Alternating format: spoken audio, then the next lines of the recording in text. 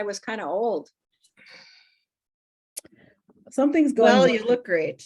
I don't know So what's, don't worry about it. it's open on my screen, Jane, but it's not coming up when I share my screen. Hi, Deborah. Hi, Alice. Hi, Kitty. Hi, good evening. Welcome, everyone. Great to see you. Jill's on, Marilyn. Hi. If you could do me a favor, everyone, if you could go up to the right-hand corner of your screen picture and rename yourself, not just your name, but your email address, that would really help us out. So if you could do that now. I'd On really mine, appreciate it's, I don't think it's on the right side. it. Oh, where is it? Let's see, where is that?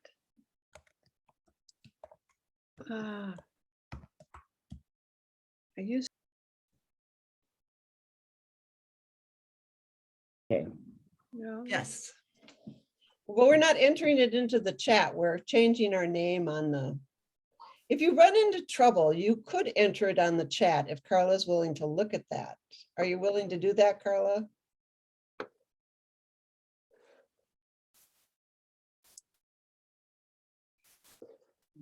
I think maybe silence means yes. No. She was nodding. Yeah, Oh, it was a secret nod. where is- Hi, Peggy.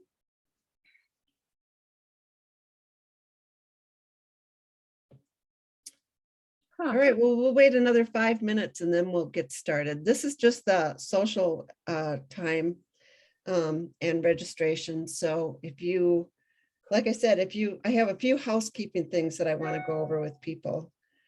The first thing was we talked about changing your name and putting in your email. You don't have to change your name to like an alias, just, under rename, just, we want to know the real you.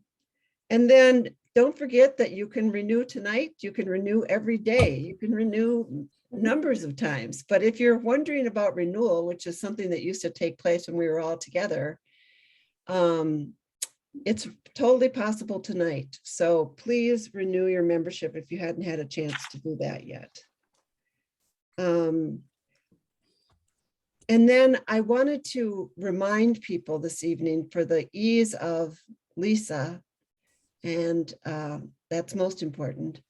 When a person is going to make a second emotion, you'll have to unmute yourself to do that, because you will be the first person who is making the motion will be recognized, but then you need to unmute yourself to second the motion. So please help us by doing that. I also just want to say that nothing is ever perfect, certainly not me. And every one of these meetings is it has challenges to it, like every meeting you have. And so I appreciate everyone's patience and grace as we go through the really packed full agenda this evening. And I apologize in advance if I say something wrong, just let me know. I'll change it.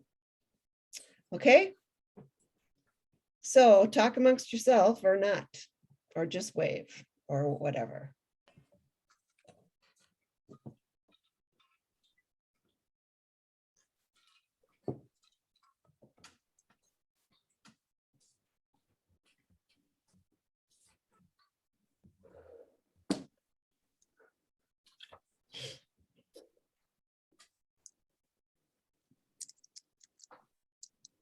Is Kitty on? Yeah. Yes. Oh, okay. Hi. Hi. Are you up north, Kitty? I am. Cool. We're at our cabin. It's up by Hoveland, Minnesota on Lake Superior. I have a friend who just And- bought a house up near Hoveland. Who did? A friend of mine, Nancy Carlson. Really? Yeah. Huh, interesting. Well, you'll have to introduce me to her. Yeah, she's We actually great. try to spend most of the summer up here. It's such a beautiful place, and it's very cool and comfortable up here. Yes, and there's a place to be, right? Yeah, I bet this weekend will get kind of busy up here with, are they still predicting the 100-degree weather in I think Minneapolis that's this for weekend? Monday. Okay. But 96, I think, on Sunday. Ugh. Ugh. Are you going up north, Jen? No, not until the 4th. It's flooded up where we are. Oh, that's right. Can't get our dock Oh, in. no. Where is that, Lake Jennifer? Lake Vermilion. Oh, way- yeah, right. Yeah, it's really high water. Wow. So what happened at the city council today about Hennepin Avenue, I wonder? This is Margaret. Hi, Margaret. Hi. I don't know, but I'm gonna go in and listen to that meeting. 24/7 bus lanes. 24 says, okay, Really? thank you, Meg. Pretty interesting. Did anybody see the story about the rooftop depot? And the compromise that was Yes, finally yes. reached? Yes, that was good to see. It was good to see. I think that that neighborhood organization is so amazing. And they've worked so hard and they had such a great plan. And it's been such a roller coaster with the city council and the votes. And so it feels like this might be a good compromise. Yeah, Emily Koski seems to be working on some things that really need a peacemaker. That's good. Yeah, That's good to hear. yeah. Yes, Emily is in belongs to League and is in Unit 1. Nice. We haven't seen her lately, though. She's been a little Kind of busy. busy. What Yeah. kind of things are you talking about, Yeah, Margaret? yeah. I'm not sure I understand, I don't know her, so. Well, I think she's a real middle of the roader, but who beat an incumbent who was pretty far to the left. And she is the daughter of a former mayor. Right. Okay. Al Al Hofstad. Hofstad. Yeah. I So met I'm her- sure that she has some knowledge about how to get along with a wide number of people. I think that's a responsibility of every elected official Yeah, is to have yeah. skills developed to get along with Right. people. All right, we're coming up on 6:36. At 6:45, I'm gonna hand the screen, so to speak, over to Kitty to introduce our speaker tonight. So stay tuned. Haven't Okay. seen her on yet. She is. She's here.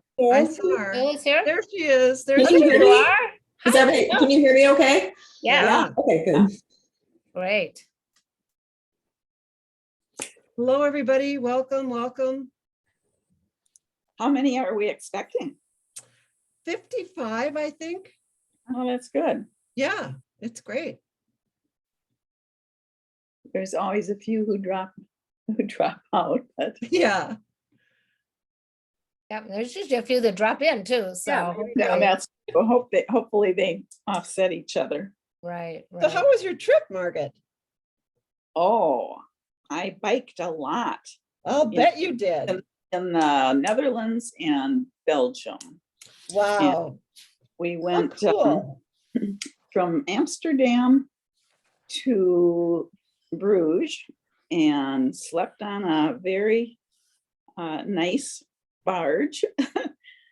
The barge owner was with us for a few days. He normally isn't on the boat, but he gave us the history of it. And I thought one of the most interesting things about it was 112 years old.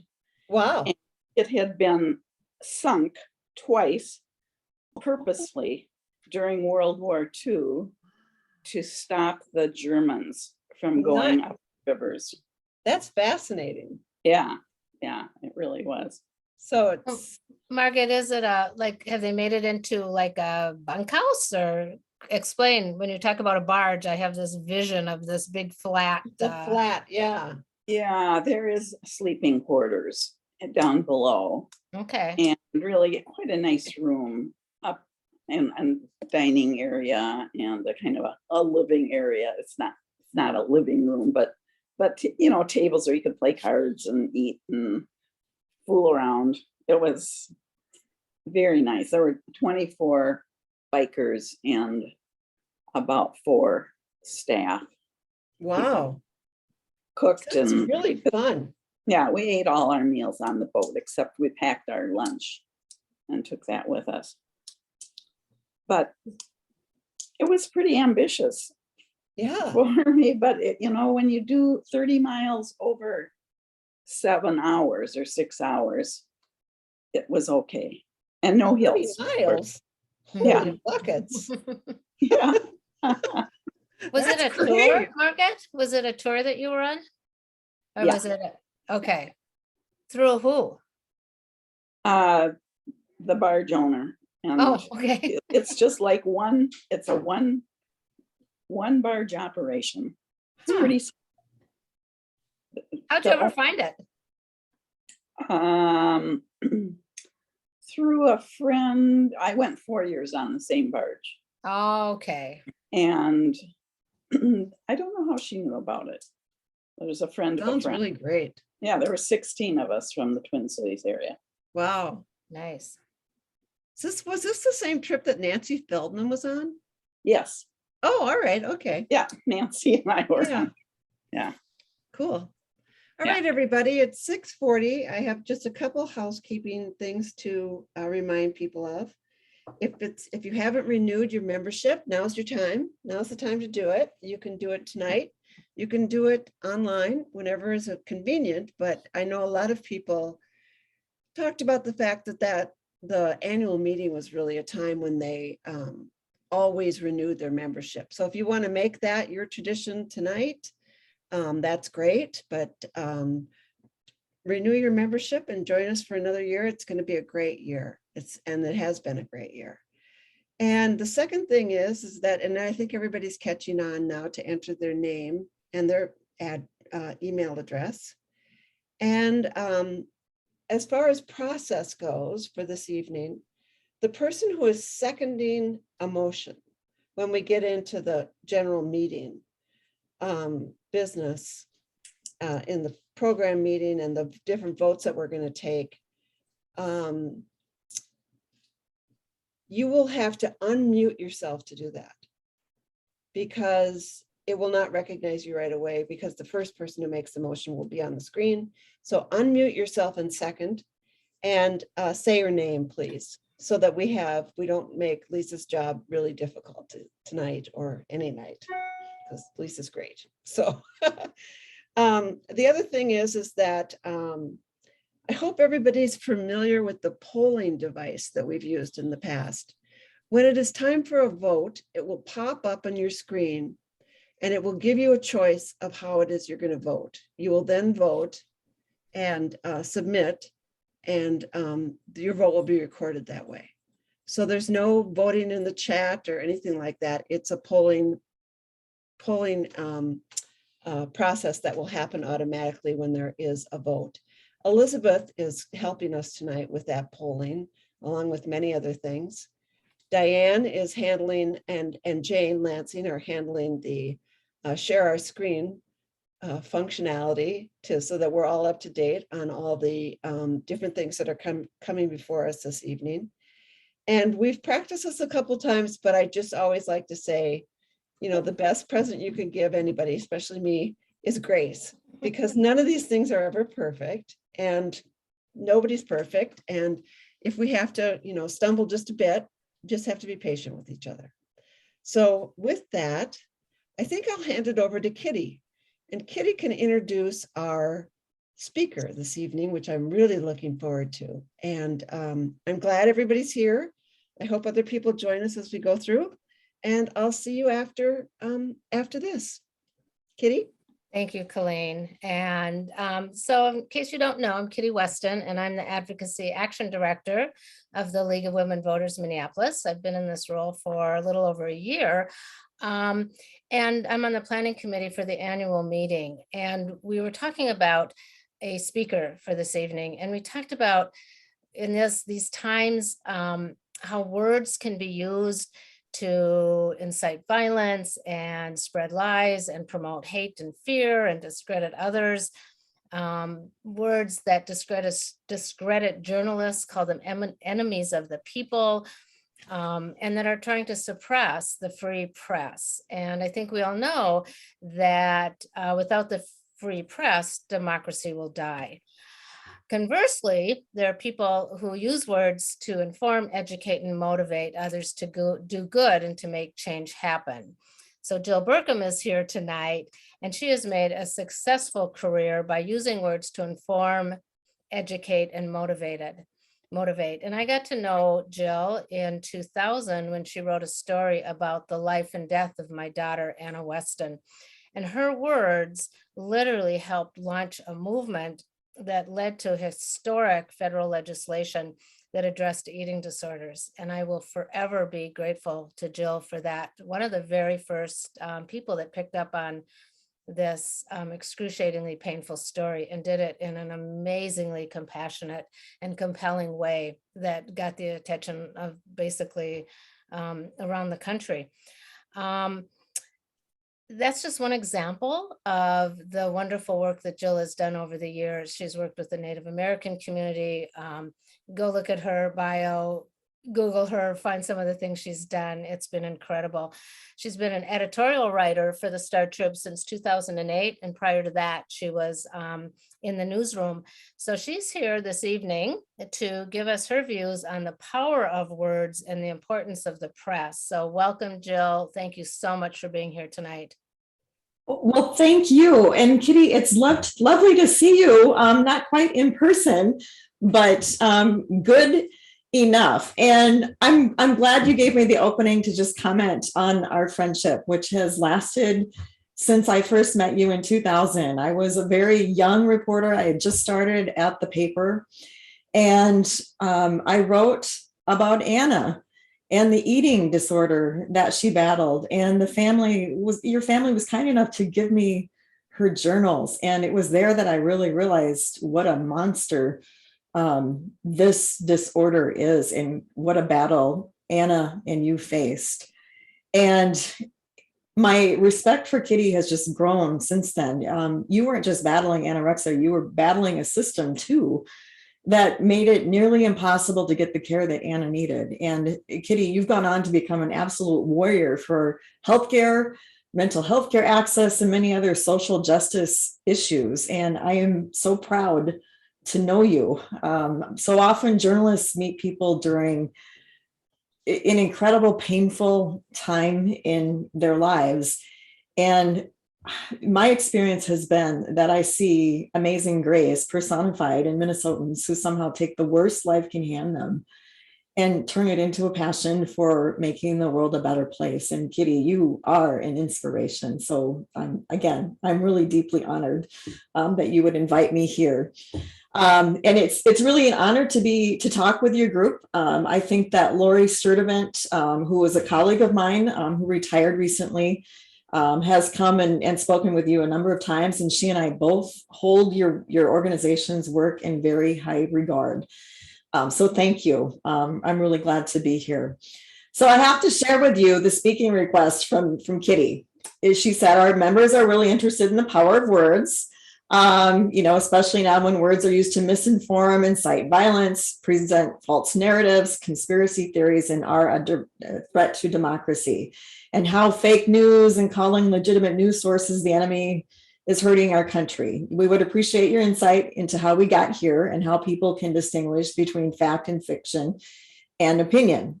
So are you all prepared to stay on Zoom until midnight? Because that's how long that's how long it could take. I'm kidding, kind of. So I will do my best. One of the housekeeping details is to get out of the way is that I'm an opinion journalist.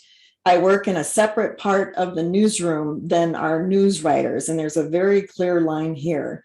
They don't have the same license to write and to speak as I do because of that distinction. And I just want to be very clear about what role I perform in the newsroom. I was a reporter and an editor previously, and then I've been an editorial writer since 2008.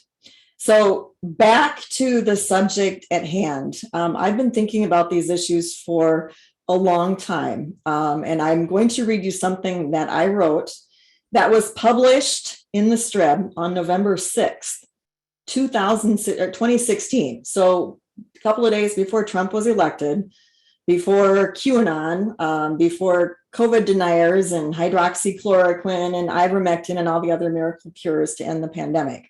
I think it sheds light on how we got here and why there's a problem. And make no mistake, it is a big problem. And as Kitty said, it has put our democracy at risk. So here's the headline: too many can't prioritize their info. And here's what I wrote: nobody changes important viewpoints after an argument on social media. So the regrets, do I really want to waste my time on this, were kicking in even as I posted links to medical journals in a Facebook spat with an anti-vaccine activist a while back. Sadly, peer-reviewed evidence of vaccine safety from the world's most respected medical journals didn't change the anti-vaxxer's opinion. He and others simply dug in, citing rumors from big pharma employees of cover-ups. And they also pointed to obscure websites detailing one person's belief about how vaccines supposedly harmed them.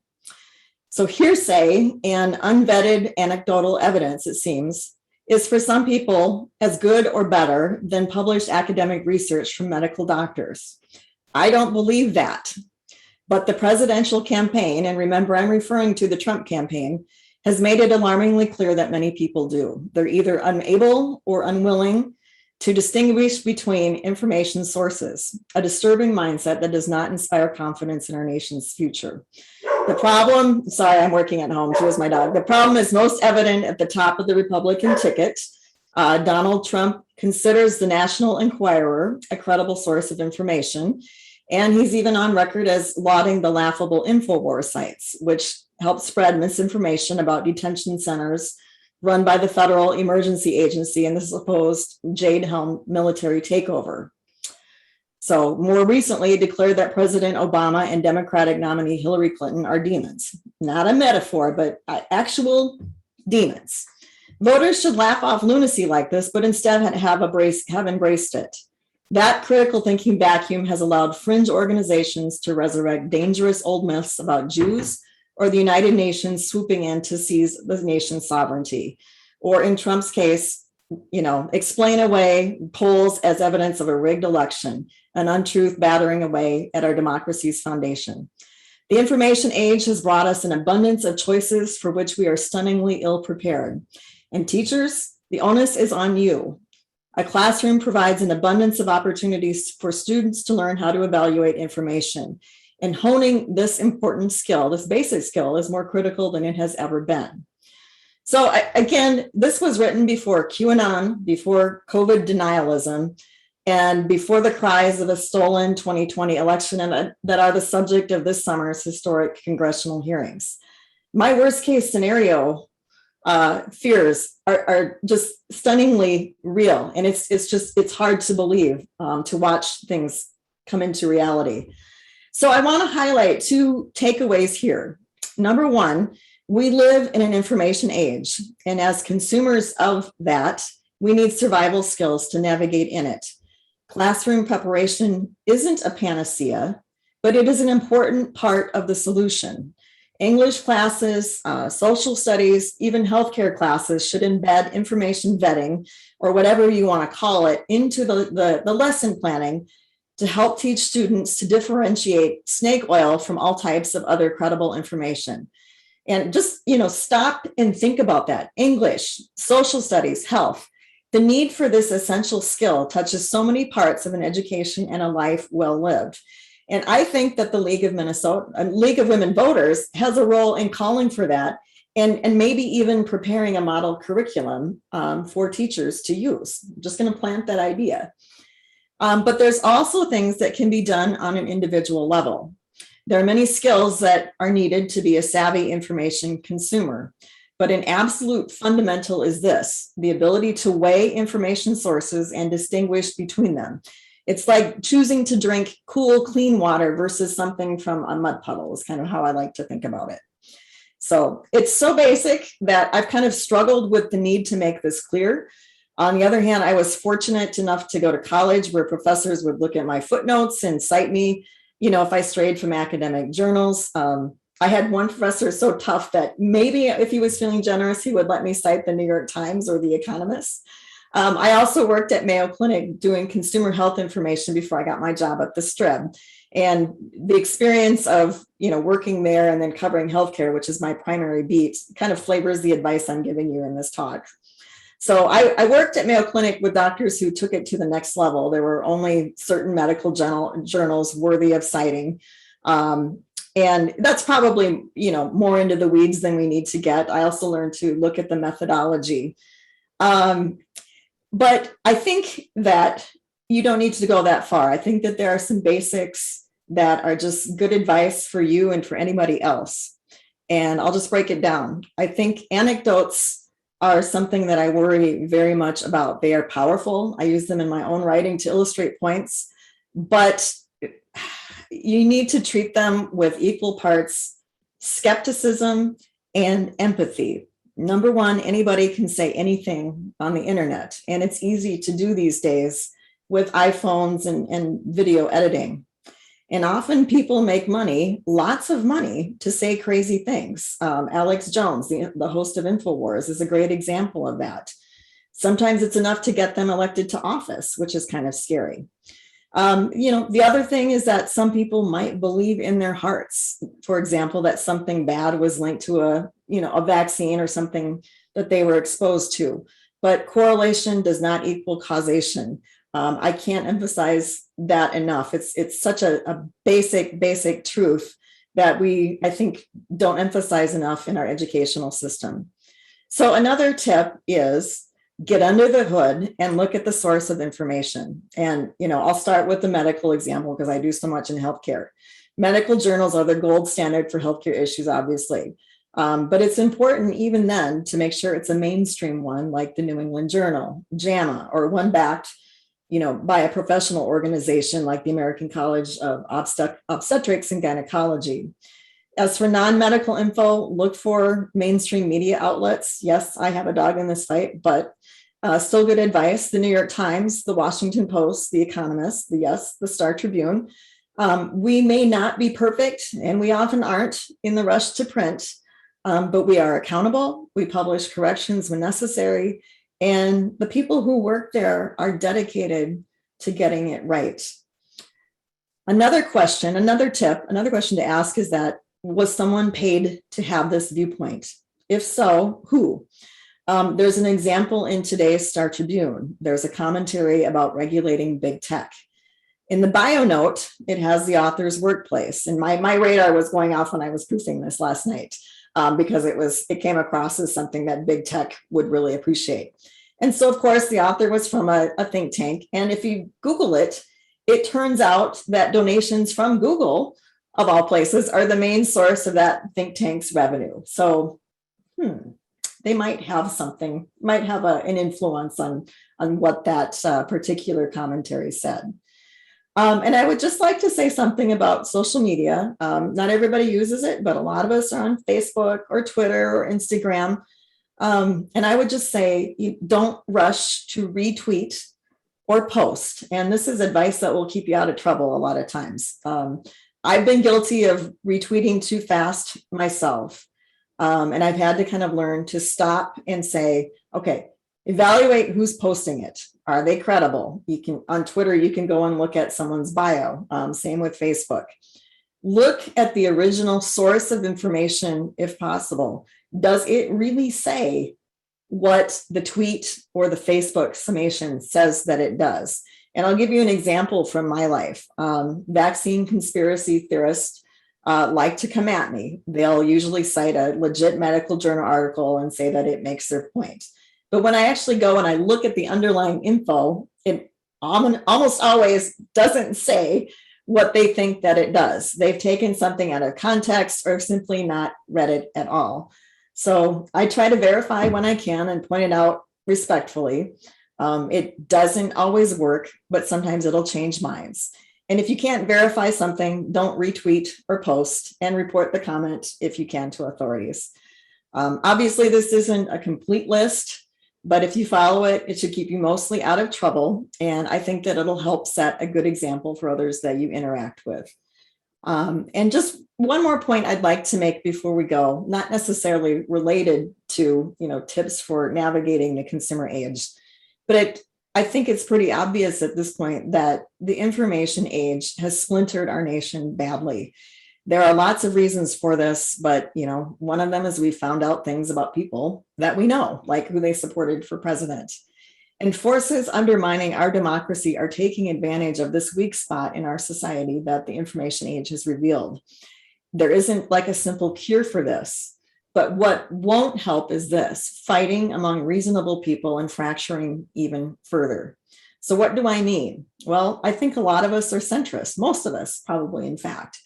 And while we may differ, we have far bigger things in common than not, such as a commitment to democracy.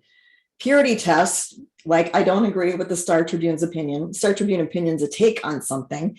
So therefore, all editorial writers should quit their jobs and are terrible people. I get this a lot. And I see this type of fighting commonly on social media. And I will just say, this is not helpful.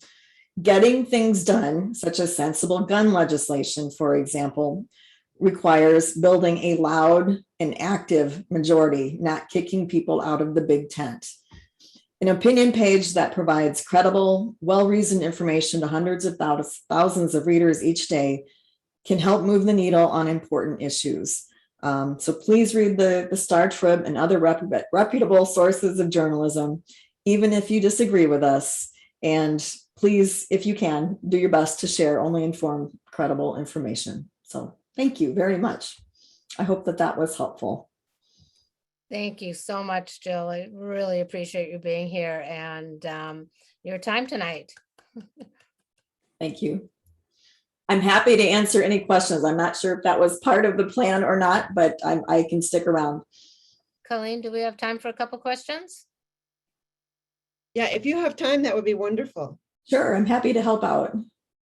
So Rebecca asked, how do you evaluate the value of surveys and polls? Oh, that's a really, really good question. There are reputable names. A lot of times they're affiliated with an academic center like a university. And there are bigger names like Gallup that we've all heard of. Those are kind of good guidelines. It helps to go into the methodology if you don't mind numbers. And look, for example, at sample sizes. Did they use landlines or cell phones? The reliance on landlines, I think, led to some skewed results in the 2016 presidential polling, for example. And I think I said the sample size, look at the confidence interval. You don't have to have a degree in statistics to go in and look at this. The League of Women Voters members are going to be in a good position to just kind of get, a 30,000 foot view of the work done and make a decision on whether or not to rely on those. The other thing is look at the questions that were answered. I had, oh my gosh, it was like 2 years ago. I had a poll that I'm sure was commissioned by the Center for the American Experiment. And they were asking all of these really leading questions and making it difficult to give a thoughtful or answer that maybe disagreed with them. So if you can go in and look, like I said, pop open the hood, get underneath there and take a look and see what you think. We have another question. Any journalistic perspective on the select committee's hearings? We have till midnight. I bet you all have lots of strong ideas too. So I confess, I was supposed to be writing an editorial today, and I went down and I got sucked into the hearings. Yes, this is a very historic moment. I remember Lori Sturdivant telling me that she would watch the Watergate hearings while she was like just starting her job or just graduating from college. And I'm young enough that I don't quite remember that. But this is a historic moment. And I think that the select committee is swinging for the fences in terms of drawing a direct line from Donald Trump to what happened on January 6th. And I think I thought it was a risky strategy. So far, what I'm seeing is they are delivering on that. I think whoever is editing their video is doing a phenomenal job. That might be the secret sauce to these hearings. And then to be able to excerpt the documents is really critical as well. I'm worried about Americans' attention span. I know that the primetime hearing last week did really well. I would love to see how well the daytime hearings are doing, but it's shaping up like a drama that you would see on Netflix or HBO Max. And I have found it to be really compelling. And I really hope that Americans do too, because it's an important part of history, and it will shape it going forward. It will definitely shape it if we don't pay attention to it. And today I was just amazed at Judge Lutig's courage and his warning to us about the 2024 election. I was absolutely chilled watching his words. Yes. Kitty, we have time for one more question. Absolutely. One more. Okay. Sheila asks, how to engage with community-based organizations to help them support and advocate in their communities for accurate information? Oh boy. That's a tough one. Unlike,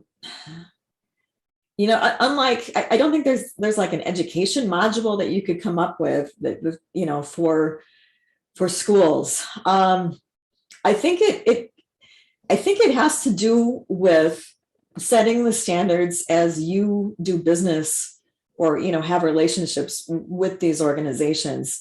You have to set a good example for what you think is a reputable source of information, to reject things that don't come from credible sources of information, and to be kind of explicit about it. We're past the point where, politeness is in order. I think that we need to just be kind of clear and blunt, not unpleasant, with friends or organizations that we're working with in the community about the value of the information and where they're getting it from. I struggle with this in my own family. I have people that really like Newsmax or get a lot of their news from Facebook. And it's led to some tense moments. And I guess I've learned to just navigate it a little bit better with, I'm not overly polite, but I'm kind of firm about, this is not something that we can, make an informed opinion about. So I'm trying to lead by example in my personal life. Obviously my professional life is something that we do that too, but I think that the League of Women Voters has a role in that too. And when you host forums or candidate sessions, that I think that you can insist on that or challenge it. And I hope that you do. Thank you, Jill. This has been wonderful. Okay. I'm so glad that you, Kitty, had Jill as a friend during that period of your life. And I'm so happy that you joined us this evening. Thank you. Well, thank you. Again, it was an honor to be here. And I'm really grateful that your organization is out there. The work that it is doing is more important than it has ever been. So thank you for all the hard work that you put into things. Great. Thanks, Jill. All right. Have a good night, everybody. Bravo. Bye. Thank you. Bye-bye. All right, we're going to move on to the recognition of new members. And as of 7/1/2021, we've had 39 new members, and 6 of those members are with us this evening. So that is the recognition of new members. I'm going to call the meeting to order, and I'm going to call for the credentials report, which has been established and shared with me. As of 7 p.m., there are 40 members present, not presidents. Our total membership is 271. 27 members attending constitute a quorum, 10% of the membership. 20 constitutes a majority, 24 constitute a 67% vote, and 27 constitutes a 2/3 vote. there are 2/3 votes for the bylaw changes that will be reflected this evening. So I need a motion to accept the credentials report. You have to I so unmute move. yourself. Don't move. Who was that? Gwen Myers, Unit 53. Gwen Myers was moving, and the second? Jelaine Height. Jelaine Height is the second. I'd like to ask a question. This is Margaret Berg, and I'm the parliamentarian. Could you Mhm. go over those numbers? 27 per quorum, Yes. and 20, what was the 20? 27 members constitute a quorum. That's 10% of the membership. 20 is half. And 20 of- constitutes a majority. Yeah, 24 constitutes a 60% vote, 60%. That was what I missed. Okay, and 27 constitutes a 2/3 vote. 2/3. Okay, Okay, thanks. great, thanks. All right. Is there any more discussion on this motion? Actually, Janet Mitchell, I have a question. I see there are 46 people watching, so I'm wondering if everybody's counted. The credentials report was submitted to me at 6:51. And there have been a few people that joined us, so I'm wondering if that's Carla? changed. In addition, some of us aren't members, Janet. So Oh, there are Julie's a staff member, members I'm not a coming in. member. There are 3 people I can't identify also as members because I don't have the information of who they are. Okay, thanks, Carla, sorry. That's okay. All right. Any further discussion? Hearing no discussion. All those in favor signify by saying aye. Aye. Aye. All those opposed signify by saying no. Any abstentions? All right, looks like the vote carried, and we will accept the credentials report is accepted. Moving on to the adoption of the annual meeting rules and the agenda. The annual meeting rules will be shared now through a shared screen, and the agenda will also be shared. I'd like to go over the agenda with people so that if it doesn't,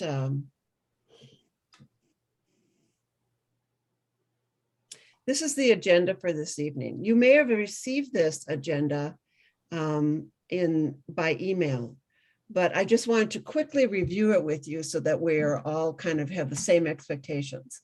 We are now in the portion of the meeting that's calling to the annual meeting. The credentials report have just been accepted. We're talking about the rules and agenda.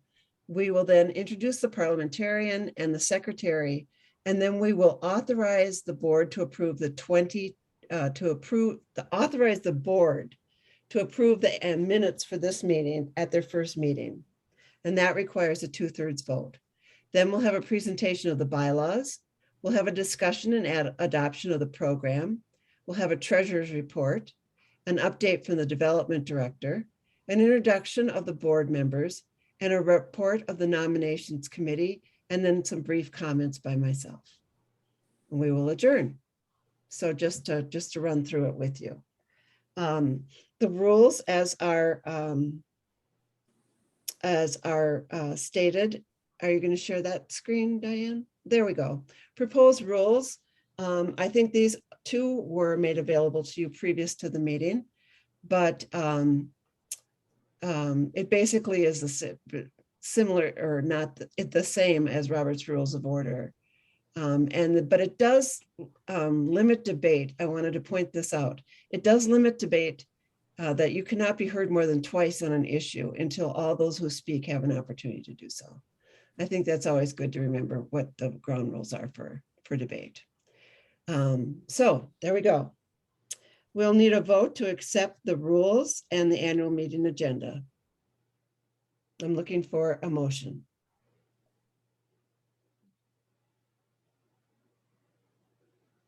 Okay, So moved. all right, Katie moves, and is there a second? Second. And who is that? Andrea Brado. Andrea Brado, okay.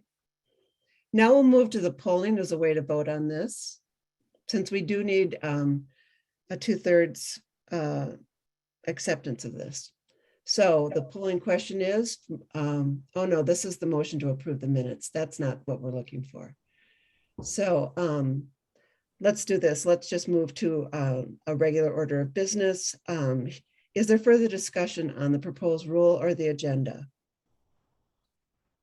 Hearing no discussion, all those in favor signify by saying aye. Aye. I, Aye. All those opposed, no. Any abstentions? The motion passes and the agenda for the meeting and the meeting rules are accepted. I'd like to introduce the parliamentarian and the secretary this evening. Our parliamentarian is Margaret Bird, and she just so graciously accepted our invitation to do this again for us, and we really appreciate it, Margaret. And our secretary is Lisa Reed. The next order of business that I'm looking for is an authorization of the board. This would be the new board to approve the minutes from this meeting. We'll need a 2/3 affirmative vote for approval. All right, now we will go to the polling for the vote for this issue. 2/3 of the members who are here. All right, motion for the board to approve the 2020 annual meeting minutes. Signify yes, no, or abstain.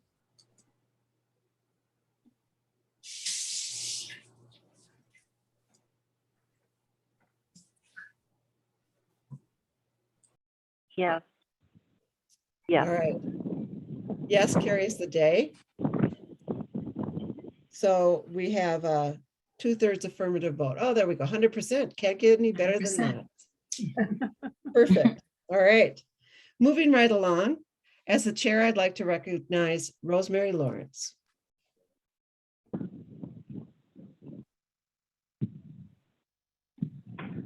Rosemary? Yes. Okay, am I unmuted? Yes, there you are. Okay. It looks like my telephone here. I don't know why that's happening. I don't know either. There. You're on video. Okay, thank you.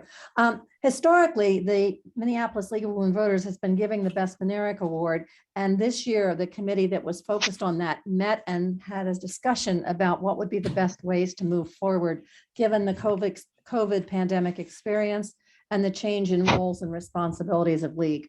And at that time, the committee decided unanimously that this recognition should go to someone else, not for the Best Benerick recognition, but rather for recognition of contributions that have occurred in the past 5, 6, 7 years that have made a significant difference. So at this time, I would like to recognize Carla Jacobson as the receiver of this award. And I'm so glad to see her there. I'm sure you'd rather look at her. And this is the award, Carla, that we have for you, and you will get a copy of that. And you will also get a vote pin that will come your direction. And it is what we have often been giving to other people. And I know you really can't see this very well, but it's a very lovely purple orchid that will be coming to your house in thanks and appreciation for all that you do. Now, I did write up the report, but it really was an interview from lots of people, Carla. So if you can bear with me, I'm going to read it to you so you know what it says. And then I believe it's actually going to surface in the voter. Recognition of Carla Jacobson. League of Women Voters Minneapolis has had some interesting and challenging experiences in the past few years, and it is always important to take time to notice, appreciate, and recognize people who have worked so hard to make things happen. Carla Jacobson is one of those people who helps League of Women Voters Minneapolis run well. Since May 2015, she has been a person to go to for answers to questions. She supports board members and volunteers by giving them background knowledge and information to help them do their work. She stays on top of organizational needs, including training in other office staff, communication with units, living within budgets, and keeping track of elections, projects, and programs. This year, we would like to give a shout out to Carla, our excellent league administrator, for all she has done and continues to do. It's been easy to gather information about Carla, as so many people have great things to say about her. Here are some of those thoughts. Former President Marion Hall was the first League of Women Voters Minneapolis president to work with Carla when the Personnel Committee hired her in May of 2015. Marion recently commented that Carla has been a guiding force all the way through her time with League. She was a whiz at technology even then, and she knew so much and caught on so fast. This has been especially helpful when the coronavirus changed member needs and office procedures. Nancy Albrecht, currently on the board for membership, noted that Carla is helpful with so much information in her brain. She knows how to handle things, recalls league history, and is a solid reference for information. Nancy added that she connected with Carla on a personal level over a knitting discussion at the league office, and that this pleasant experience with Carla provided one more positive reason for Nancy to stay connected to league and even join the board. Alice Mormon, current past president on the board, commented that Carla has always made decisions based on what's best for League of Women Voters Minneapolis, rather than on individual requests or needs. Colleen Moriarty, current president of Minneapolis League of Women Voters, stated that Carla is welcoming to all new members. She is stalwart, loyal, reliable, hardworking, as well as always there for others. Colleen added that Carla is respectful and helpful as she connects with League of Women Voters Minneapolis, as well as when she works with League of Women Voters with Minnesota. When Carla talks about her life and her family, she describes one daughter as her pride, another daughter as her sunshine, and a son as her heart. It is easy to see that Carla has brought pride, sunshine, and heart to raising her family, to living her life, and to doing her job at League of Women Voters Minneapolis. She has been a valued part of our team for 7 years, and we all look forward to growing together and moving forward in the future. Please join me in thanking Carla with your applause.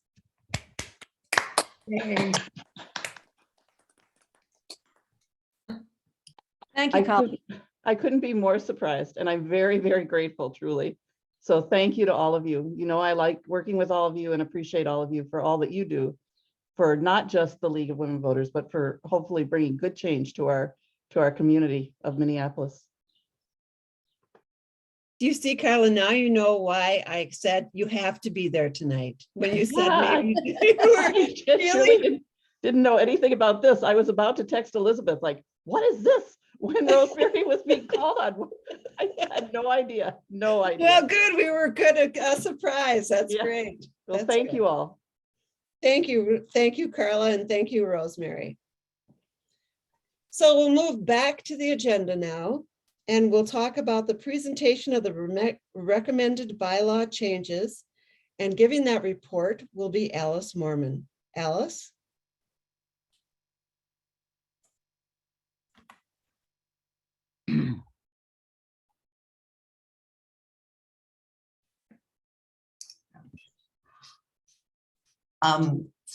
First of all, my name was misspelled on the, there's 2 N's with not Mormon. So just to clarify on that. Everybody received this information on the restated bylaws. This is just to bring our bylaws up to date. I'm just going to briefly go over what they are and then ask for your approval. The first update is to make our articles equal to the national. As it says here, all leagues have to have the first 3 articles the same.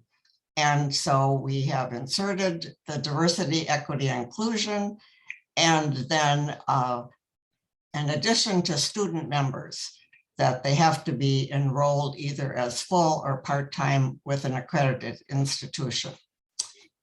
And then the next update is in section 5, and it is adding how special meetings can be conducted. Primarily the changes because of doing much more online than having to have so many or something sent out by mail. And so that's what that is about.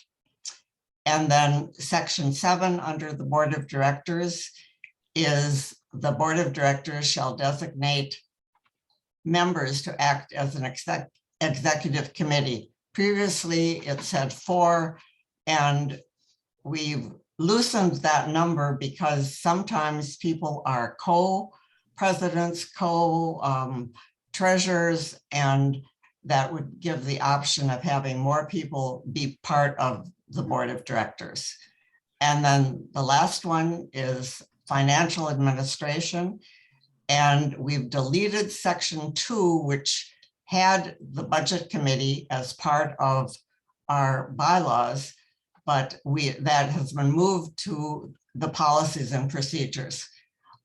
Previously, we had said that the board has the responsibility of creating any committees, and this fits better with the policies and procedures. Are there any questions from anybody? Delane Height, I have a question. This does not state how a minimum number of officers on the executive committee. Shouldn't there be a minimum at least? I mean, you could have like one, the way this is, doesn't say. I don't think the board would approve that. That was, you know, I guess I don't approve this because I think. well, we should before have it a was minimum. at 4, and that was, you know, you could have a much bigger board, and anyway, you can, that's why we did it the way we did it. Okay. Any other questions? Okay, hearing none. Can I make a comment? This is Carrie. Yeah, Carrie worked on this with me, so. Yeah. It does, the extended word verbiage for the executive committee does say shall be president, president-elect, secretary, treasurer. And so it does specify the roles that would be involved. I hear what you're saying, but I think that Anybody have any that reports may that they would like to Right. that hear question. from their outside boards? Please mute yourself if you are Yes, having another conversation. Thank you, President Forney. I had like a hot second where I was like, do I? I think I might. Meg, you have to mute, Meg. She did now. Okay. Thank you for that explanation. I appreciate it. Yeah. Thank you, Carrie. That explains it. If there are no other comments, I would like to move that the restated bylaws of the League of Women Voters of Minneapolis Incorporated be approved by members present and voting. And this vote will have to be, again, a 2/3 affirmative vote, and we will do it by polling. Thanks, Alice. Was there a second to her motion?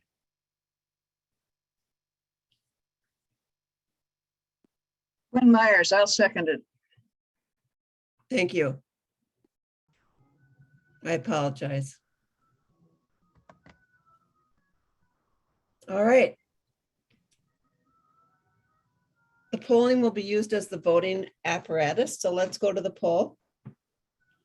Poll is the wrong thing, it's just okay, 100%. Great, thank you very much. We go past the 2/3 approval. Thank you very much. All right, and now we're going to move on to the discussion and adoption of program. Ellen is going to lead that discussion. And there are some, there we go. There are some accompanying documents. Ellen? Yes, thank you very much. Am I? You're all set. Okay, good. Hi, everyone, and thank you so much for being here. Also, a huge thank you to Carla, who throughout this year, my first year as the program director, has been so great about guiding me through this big job and what we have to do during the year and tonight. So thank you, Carla. So we'll have 3 things having to do with our program, 3 votes tonight. The first is a vote that we take each year to retain the current positions that the League of Women Voters Minneapolis has. And those positions are out on our website in the member resources, the document called Program for Action. And our positions and the state league's positions and the League of Women Voters US positions in brief were also included as a part of our package of materials for tonight's meeting. So we will be voting to retain the current positions. And do I have a motion to retain our current positions? So moved. Thank Katie, you. So moved. I second it. and who's the second? Nancy Anderson. Nancy Anderson, okay. Thank you. Is there any discussion on the motion?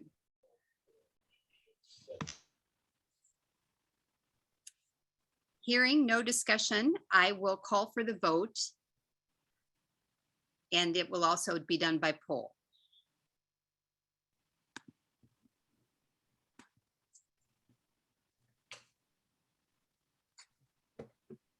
Karen Ringsrud, I can't figure out how to vote on the poll. If you are in favor of retaining you mean No, the mechanics? how do I get to a place to vote? It just pops up on your screen. No, it doesn't. Oh, And if I click on poll quizzes, it says you have logged in from another device. Your polling section is inactive. And I'm not on another device, so I I don't. just mentioned to Elizabeth, she entered evidently through our account. Can you make her a not host? If she's in our account, she will not be able to see the polls. She can sign out and log in through her own account and she'll be able to see them. I don't get it. When you first came on the screen, Karen, your name said LWV Minneapolis, so I knew you had come through our account. Okay. Do you have your own Zoom account? I don't know. Okay. So maybe we could just count her vote. She could do it privately in an email. Or in the chat. Yeah, or in the chat. I'll do it in the chat.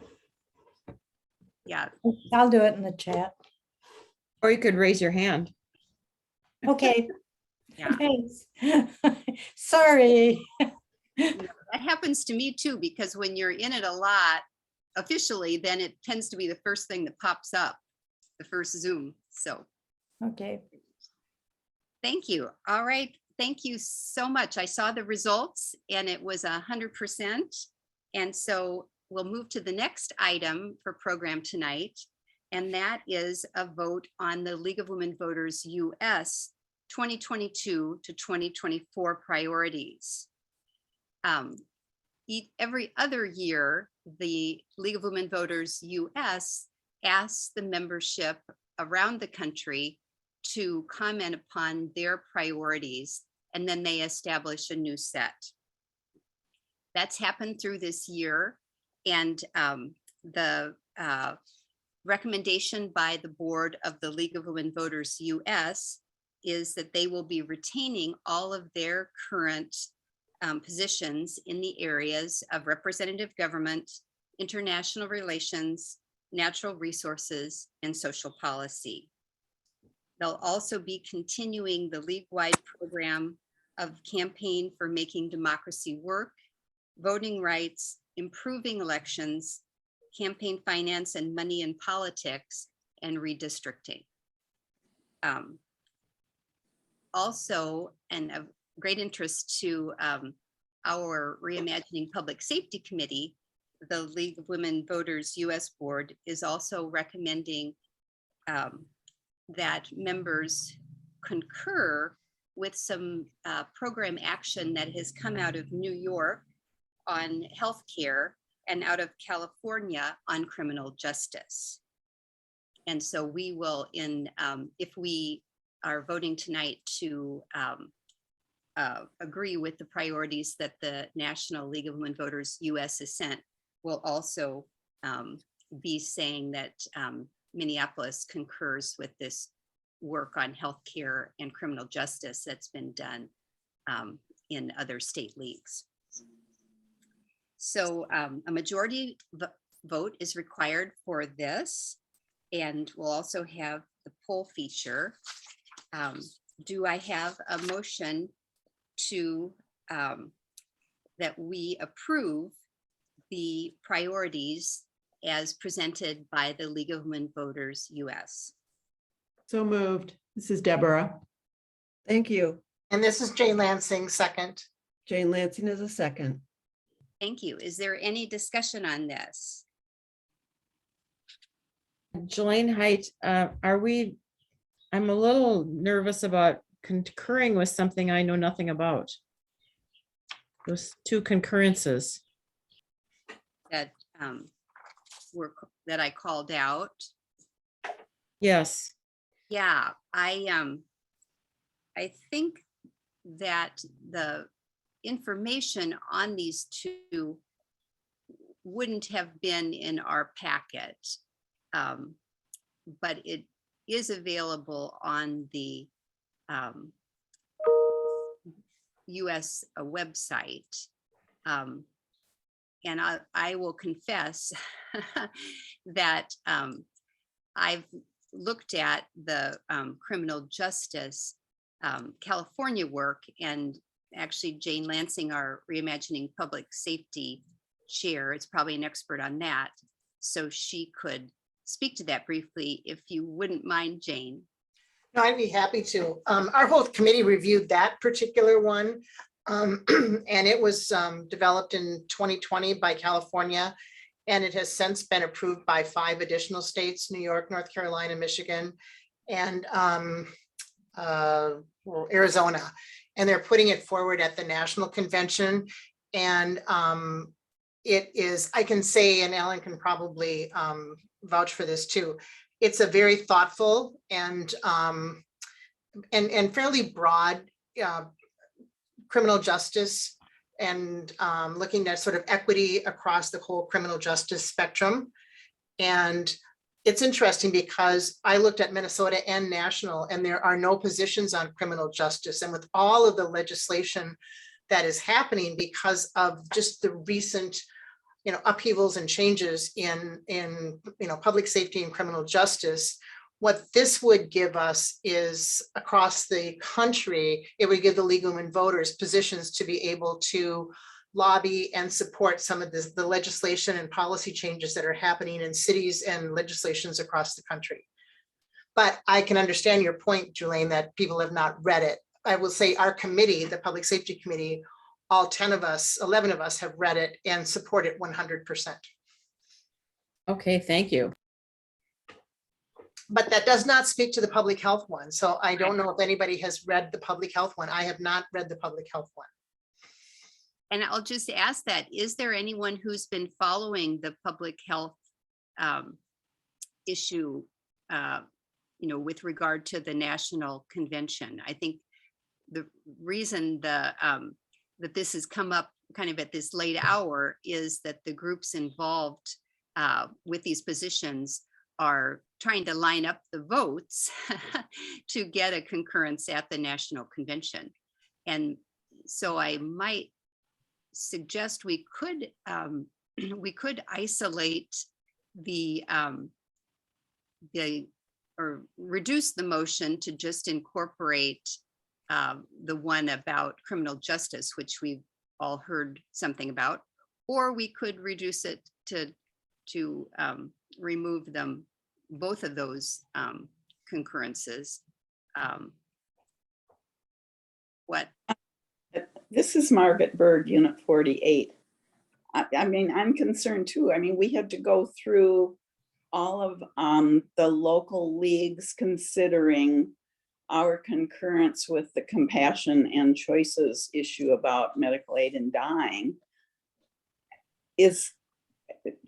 Aren't state leagues studying these other state positions so that they concur? I mean, it seems like there has to be some sort of chance for a grassroots organization to at least see, to provide input. I mean, I'm not going to make a big deal out of it because I'm happy to have some positions on criminal justice, but it seems like it's not consistent. the way we've done it at the state level to get a state position, why does the US League get to do it unless they've done it by asking all the states league to concur? Is that what's going to happen at the national convention? Yes, that's exactly what will happen.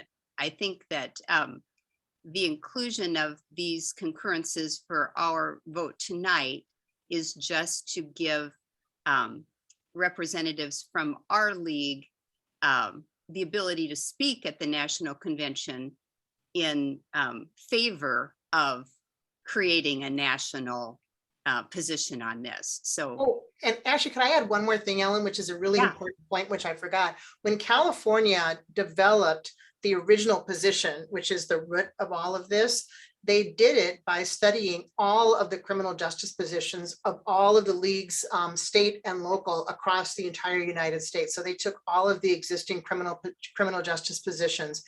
And so they basically surveyed everything that existed. And so it started with positions that had been developed by leagues across the country, both state and local. And then from that, they developed sort of a comprehensive and kind of well thought out position on criminal justice that they then rolled up into their position and rolled it forward. I'd like to get back to Ellen, oh what wait, Ellen- Alice, we have several people with their hand up. Oh, I'm sorry. And so let's hear from these people. I'm going to just give you a little hand if that's okay. Okay. Rebecca. Hi, yeah, I'm just wondering if this issue is going to come up at the US League next month and there's going to be a vote taken. If we don't take a position, what happens with the people who are there representing us? When the vote is taken, how are the Minnesota representatives going to vote? So I know we don't have much time, but I think that's the reality. And we need to know what happens if we don't concur or take a position. Thanks.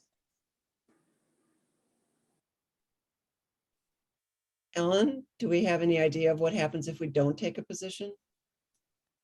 well, in our discussion at the Reimagining Public Safety Committee, we felt that we would need board approval or membership approval, because fortunately the annual meeting is here to do that, before we could speak about it.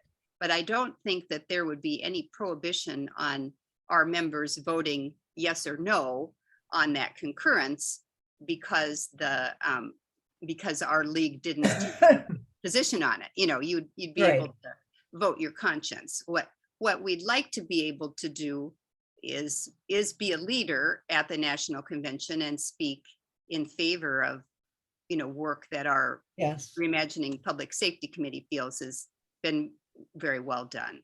Good point. Gwen. Puzzled about why we don't have a document that tells us what it is that they want us to vote on. Apparently, we've had a committee that's been looking at one issue, but I think the wording in the overview is puzzling to me. Just a comment, but it would seem to be we should have something in writing about what they're talking about. Okay, thank you, Gwen. Janet. I agree also with Gwen in the sense of we just heard about how important it was to check our sources and to look at what the information is. And we're voting on something we don't even know what we're proposing. I have nothing in front of me. I don't usually go to the National League website. In fact, I never go to it. So why would I go to it if I haven't been instructed to? I will vote no if this is what I've given to vote on. So thank you. Okay, thank you. Janet. I'm wondering if we can vote yes on the criminal justice, and can we abstain on the other one? Can we move to do that? So that I don't particularly want us to vote no, but I don't want us to vote yeah. I feel the same way that Janet Gindler does. I'm uncomfortable voting yes for Okay. something that we have no idea what it is. But if we Right. abstain on that one. Thank you. Alice? Alice? You're muted, Alice.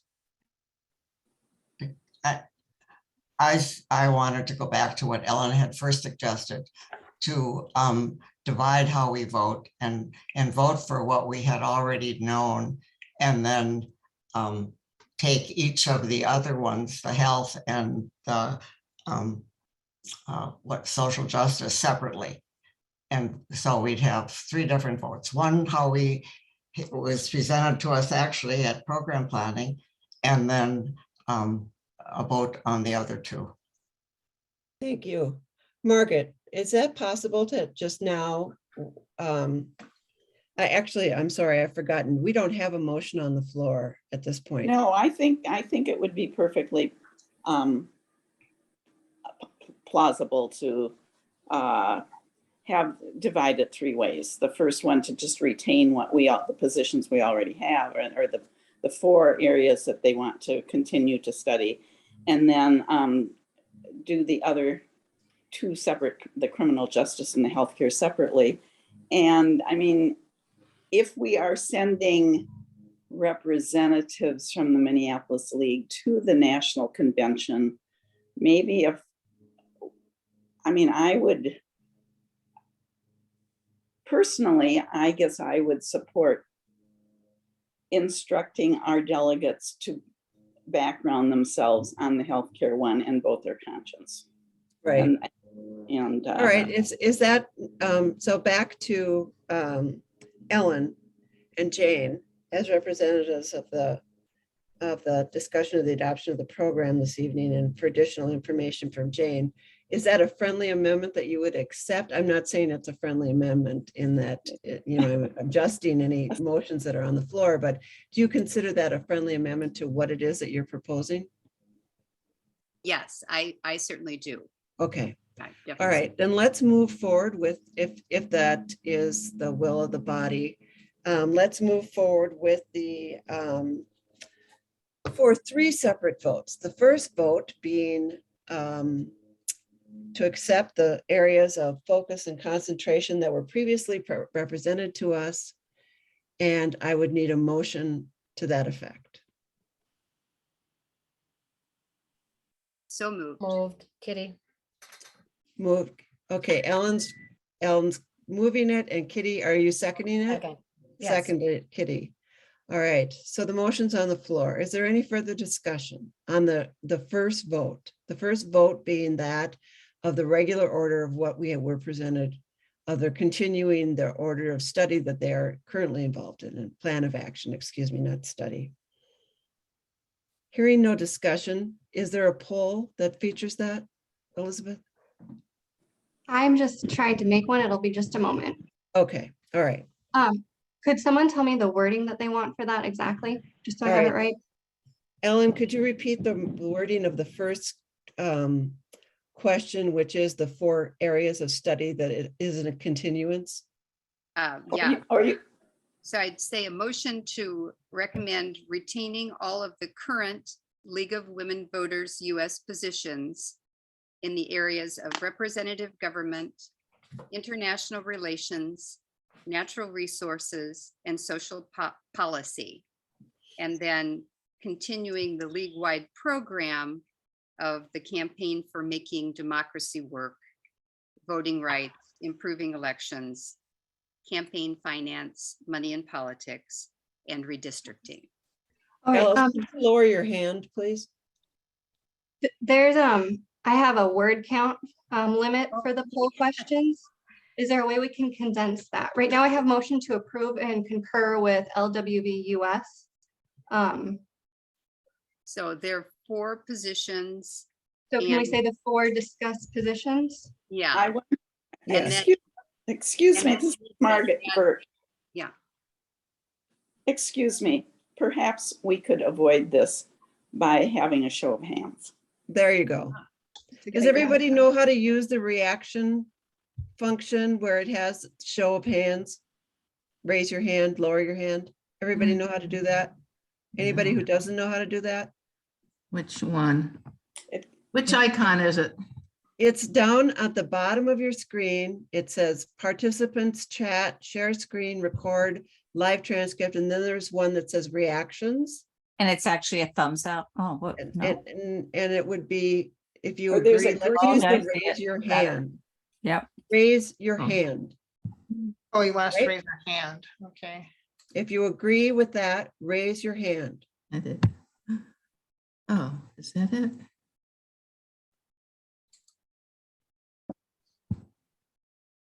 There you go. There are some that are not on video, so maybe they're going to vote no. So I shouldn't comment. If you're not on video, put it in the chat. Elizabeth, you'll need to raise your hand electronically. Elizabeth, Yeah, I don't have that. I only have participants chat and share. I don't have any other icon. you don't have any more boxes, record, live transcript, reactions, or apps? No, I don't. This is a cheap Chrome. Oh, all right. Not a Okay. fan. Way down at the bottom. It's not part of the other. That's what I have. Just participants chat and share. Okay. There's an ellipse with 3 dots. Share. No. Maybe you have an ellipse thing with 3 dots.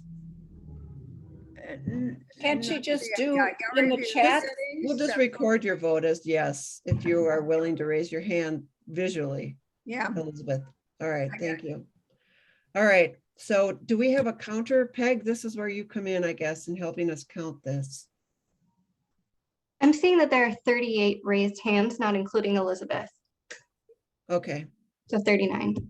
all right, 39. 39 meets the threshold. What's me? So lower your hands then.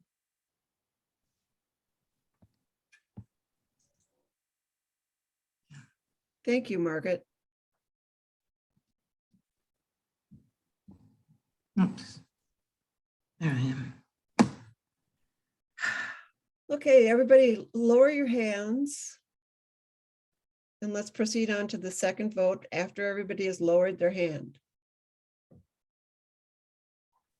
Nancy, Alice, Pam, Deborah. There we go. All right, so the second question is, I think the second question would be whether our league would recommend concurring with the League of Women Voters of California's criminal justice position. all right, all those in favor signify by raising your hands under the reactions. We have a second. Yes. Okay. Is this the one we were going to say abstention? We're splitting the two. This is the one that has to do with criminal justice. The other one is healthcare. The first one is the criminal justice from California. And we have looked at the criminal justice one. Is that true? The committee has reviewed it. The Public Safety Committee has reviewed Thank it, and made a recommendation to us to support it. And that was Ellen, and who seconded the motion? Yes. That's a very good question, Lisa. I'll second it. Pam Talene. Okay, Pam Talene is seconding it. All right, is everybody raised or not raised their hand according to their wish for a vote? All right, Yes. okay, all right. Elizabeth? Work your magic. I was seeing 36 for a second, but then it just dropped down to 33 raised hands. Oh, but now it's popped back up to 36. Okay, let's say it's 36. Okay. I don't know whose hand this is, just really their hand. Oh. Okay, Why do I very keep friendly. hearing?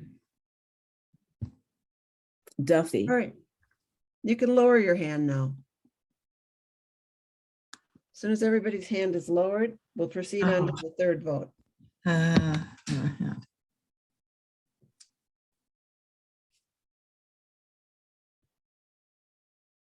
There's an iPhone that is not lowered. Oh, is it lowered now? There we go. All right, the third I'm helping vote. out with the lowering the hands.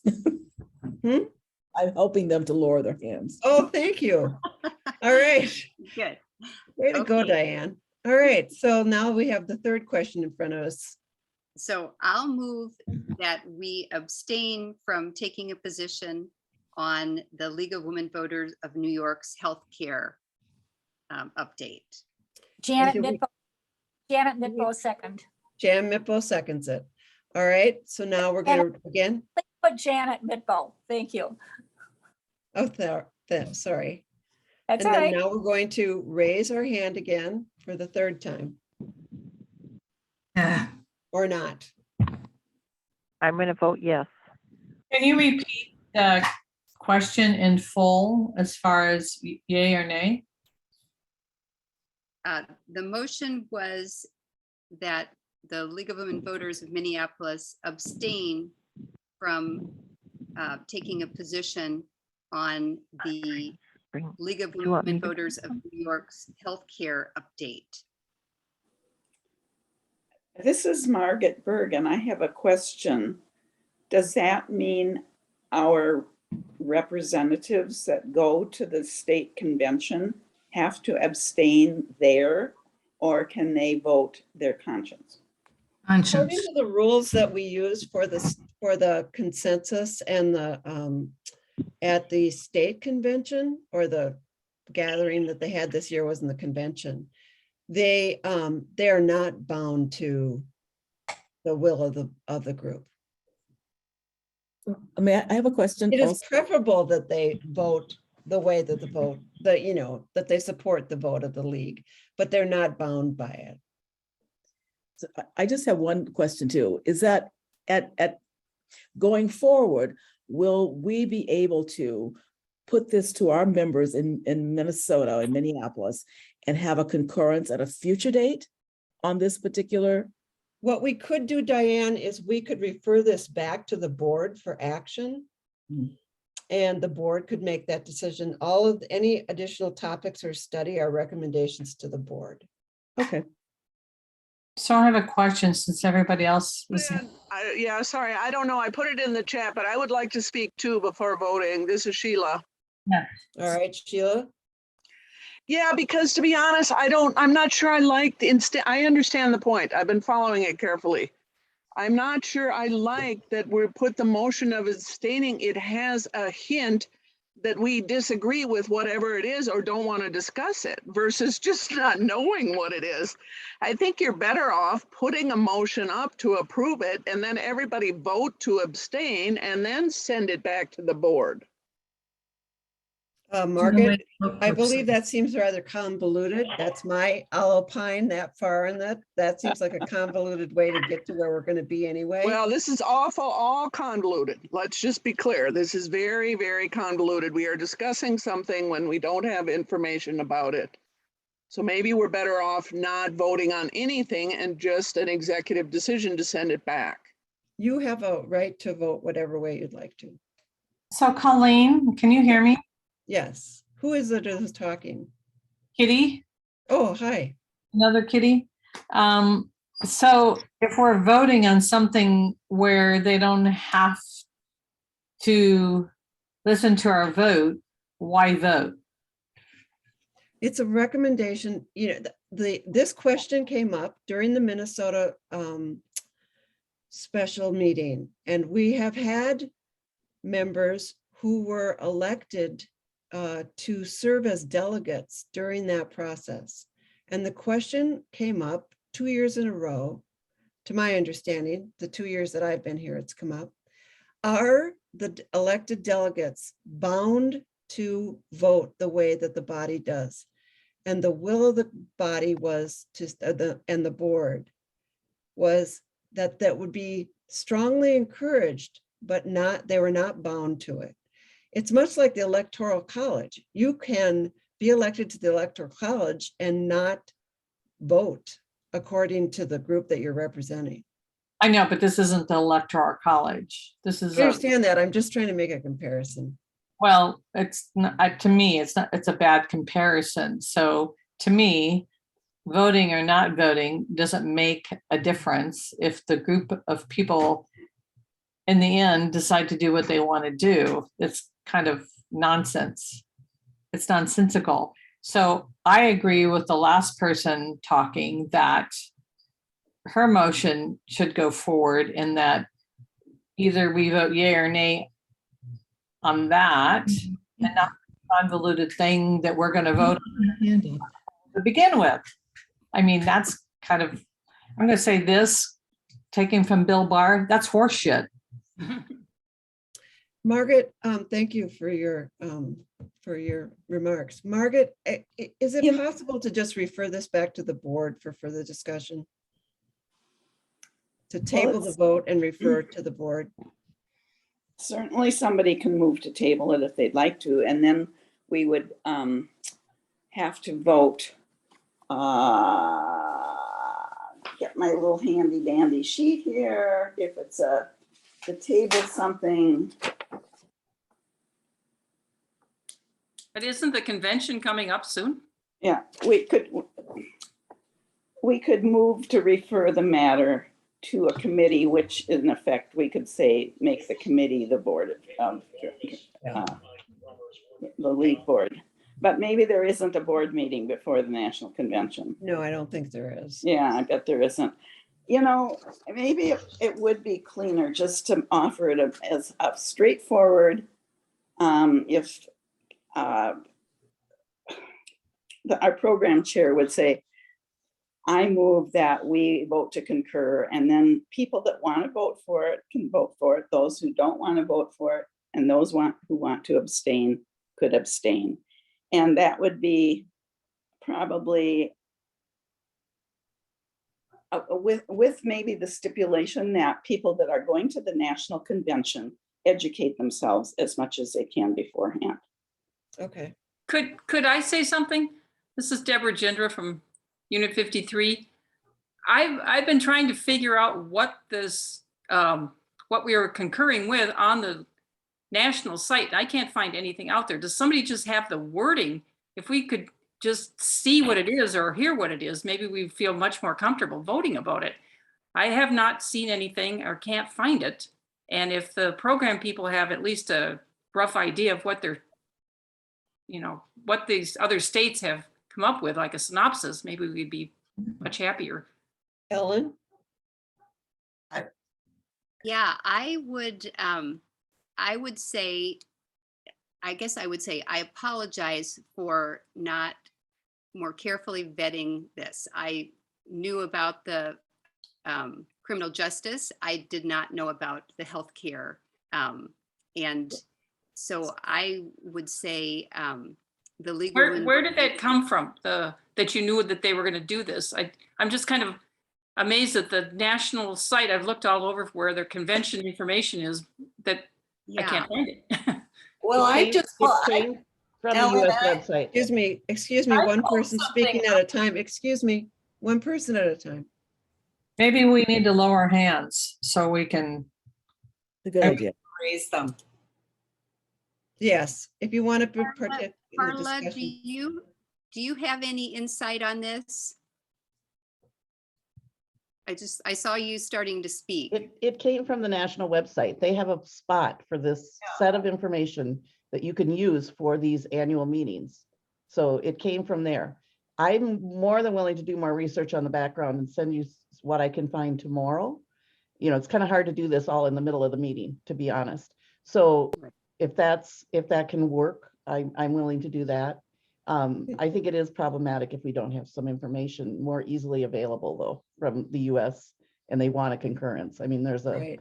Can I ask a question? Is everybody whose hands are raised at this point, do you all want to make a comment? Yes or no? If you don't want to make a comment, lower your hand. All right, let's go to Anne. Well, I've just pulled up on the national website an overview of what this concurrence is about. And so I don't know if you want me to read information on the proposed concurrence. It's all bullet points and outline. I don't think that's really. What? I don't know, excuse me. Anyway, I found something on it, so I've been reading.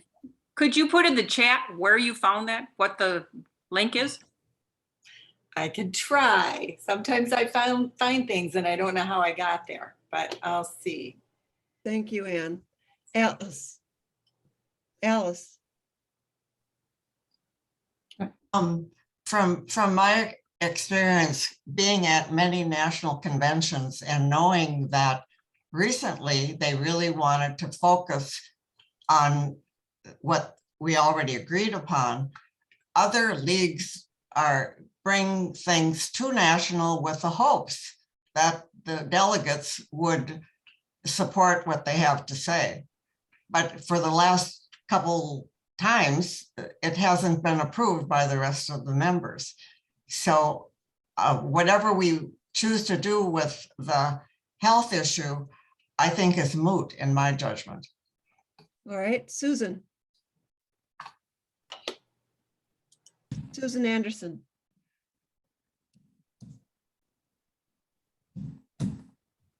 Susan? Dot.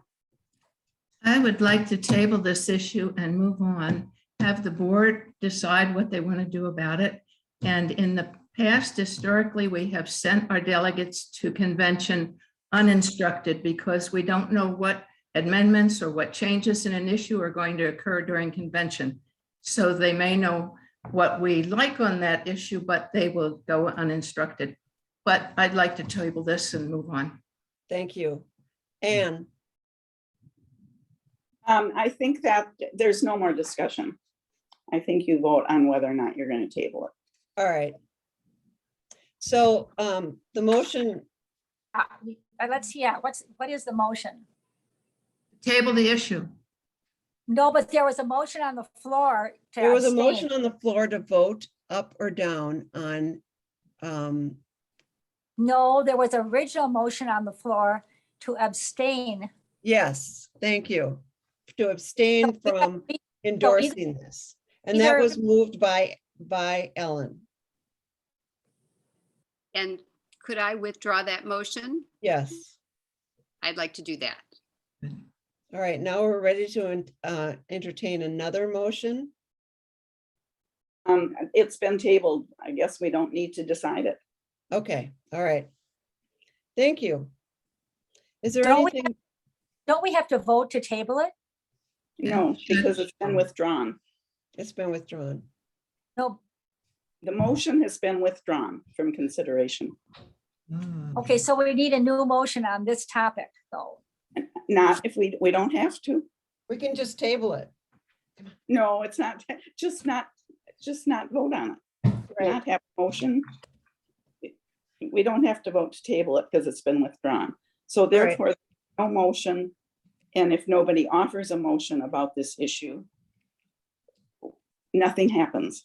Right. The delegates will go and do what they want to do. Right. Ellen, is there anything further from the program committee? There's one more thing, and I hope it's less controversial. And that is a vote on our 2022 to 2023 program topics. And each year our membership meets to discuss what they would like the topics to be the following year.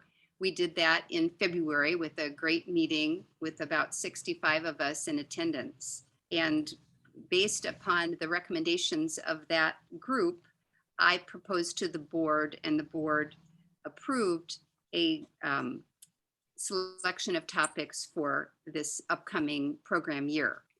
I'd also like to thank all of you who made comments to us about those topics, which I really appreciate and which we will use in going forward as I'm working with the different interest groups from the program meeting and committees that we have working on various of these topics to narrow the topic down into a particular subject and speaker.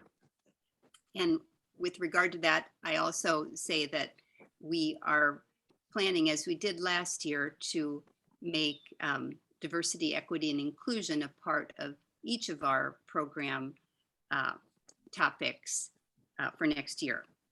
So the topics that were recommended by our membership in February and then were approved by the board in April are diversity, equity, and inclusion, voting and democracy, climate change, public safety, healthcare, education, housing and homelessness, and then another either voting and democracy or public safety for a double helping of those two topics.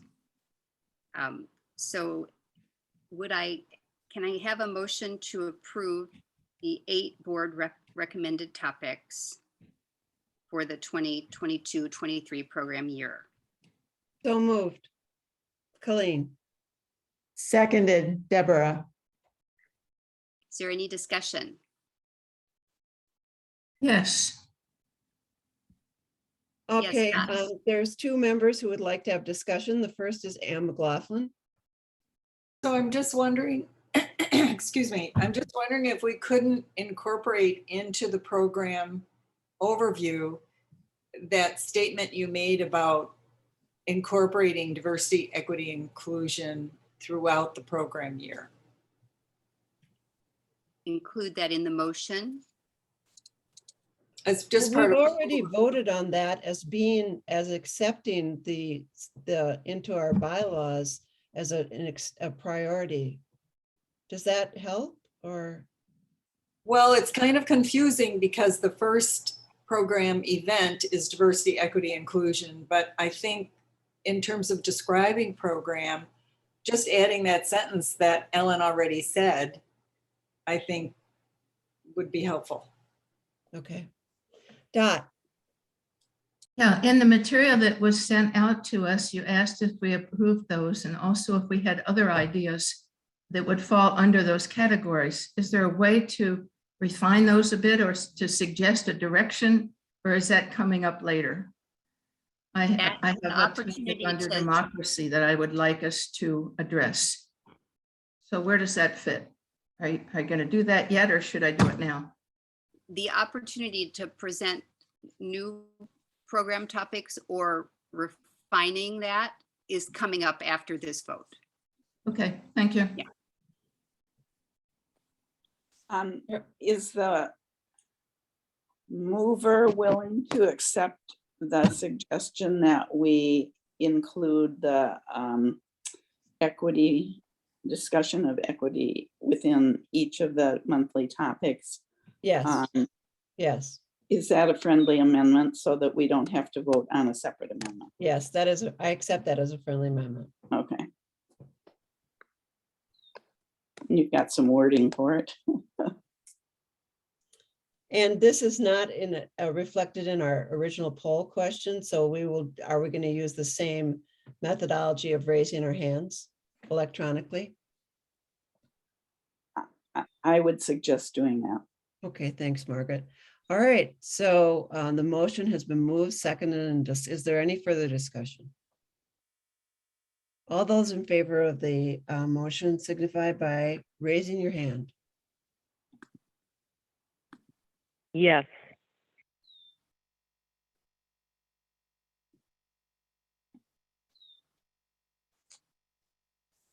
All right, all those opposed?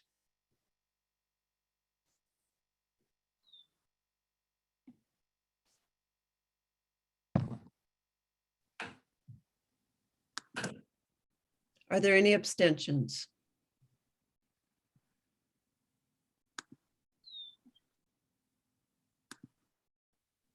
So there are 1, 2, 3, 4, 5, 6 abstentions. If you're not abstaining, put your hand down, please. Okay, thank you. So there are no abstentions. All right, the motion passes. Moving on. You're back to you, Ellen, sorry. Yeah, then one more, and that is a chance to recommend any additional topics which would need a 60% vote in order for us to add them to the program for next year. And then also a call for a new study if people have new studies to recommend, which would also take a 60% vote to pass. And these are, but these are recommendations to the board.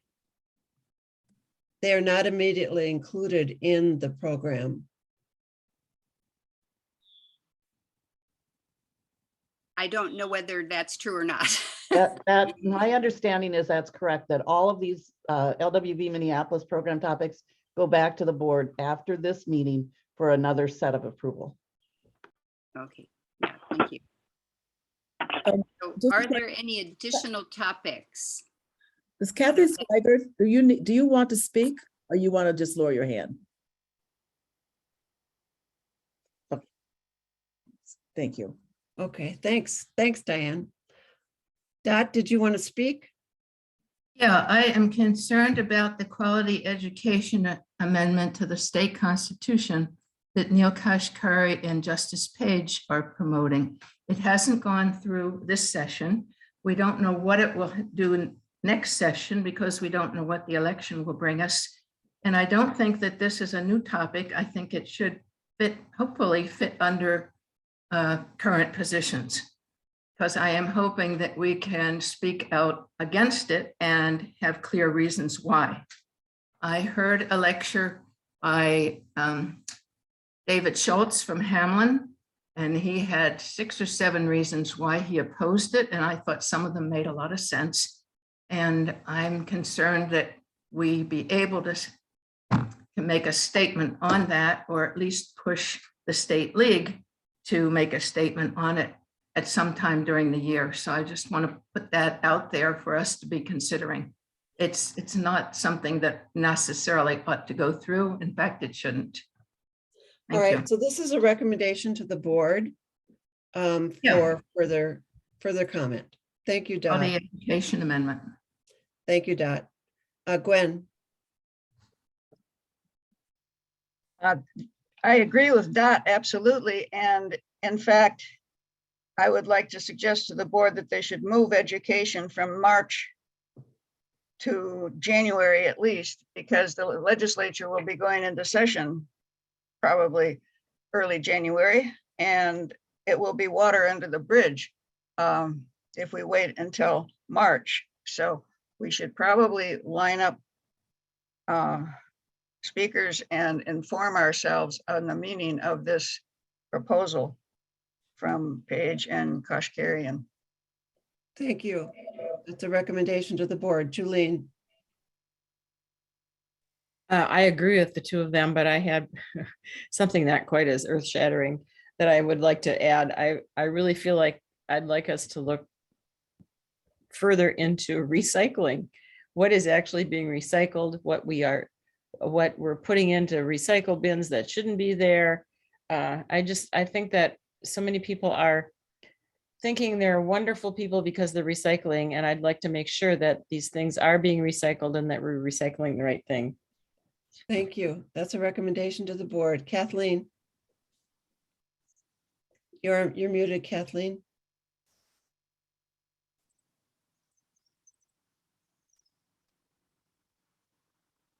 For some reason we still Yes, can't- Oh, there we go. yes, there I am. I would like to recommend that we do go with the Page amendment. I have personal experience with my son, and I strongly believe in the Page amendment. So I would be very offended if the League of Women Voters went against the Page amendment. Thank you. That's a recommendation to the board. Sounds like it needs more discussion. All right. So I've forgotten where we're at. Budget. All right. So these are all recommendations to the board. The board will take it under consideration at their first board meeting, and thank you for your suggestions. Is that it, Ellen? Only to close the loop, were there any, and I didn't hear any recommendations for new studies? I don't see anyone with a hand raised. All right, good. Thank you. That is it. Thank you all Okay. very much. Thank you, Ellen. All right, moving forward to the treasurer's report. Carrie.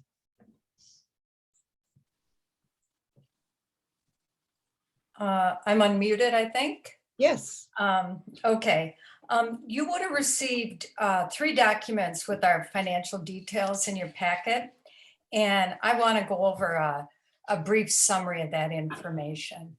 So as far as our current year projections, we're predicting that our income will come in $8,600 higher and our expenses $7,300 lower than what we had budgeted, for a combined favorability of 15,900.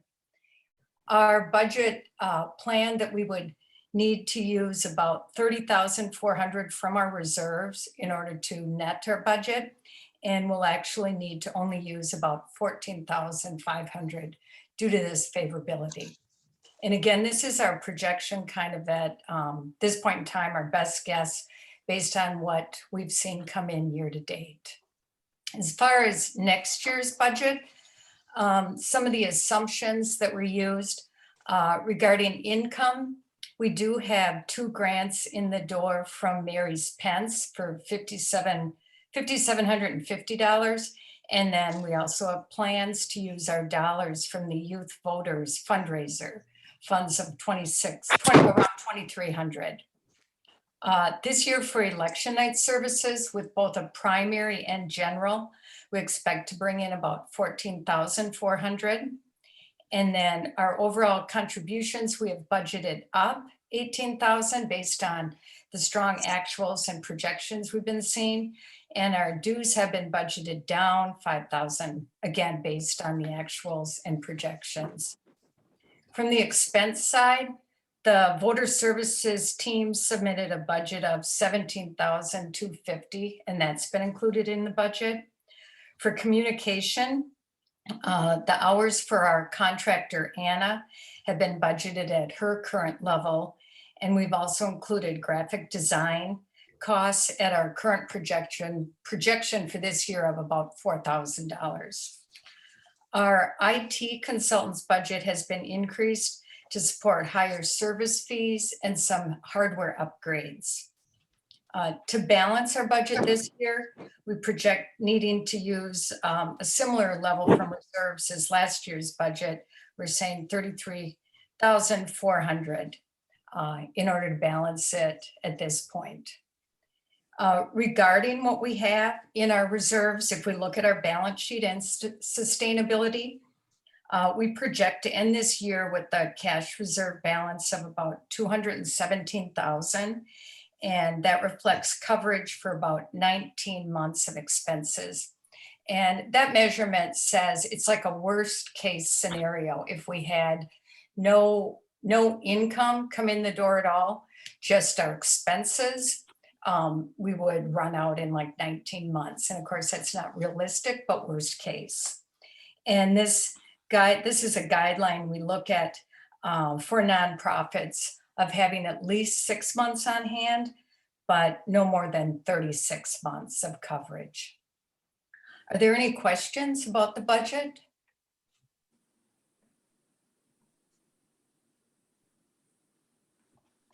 If not, I'd like to make a motion that we approve our 2022-23 budget as submitted.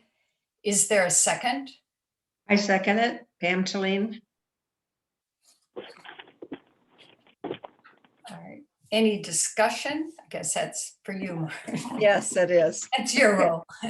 Any discussion, any further discussion? All right, let's call for the poll. Okay.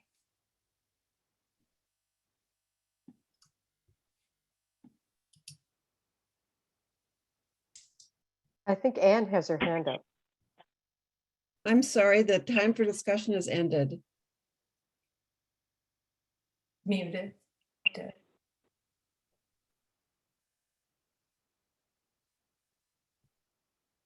May I ask a question? Yes, I'm sorry, I didn't, yeah. No, you really, actually, you really can't because we're already voting when the discussion ended.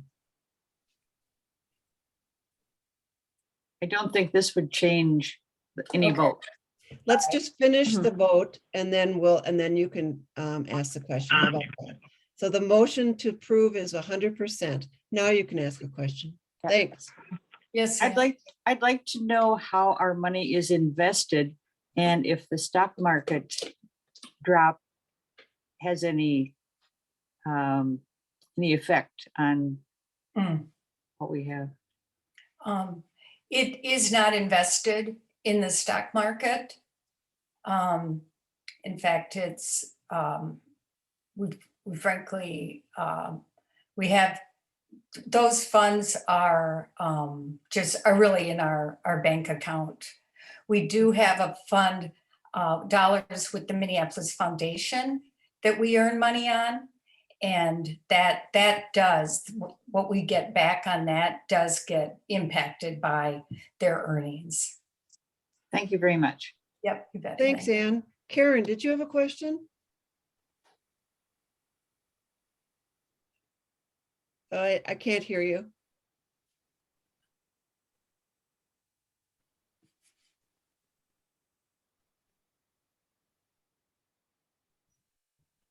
I was voting because I don't get the poll still. Oh, I got it. Okay, great, thanks. Sorry. Okay. Okay, that's okay.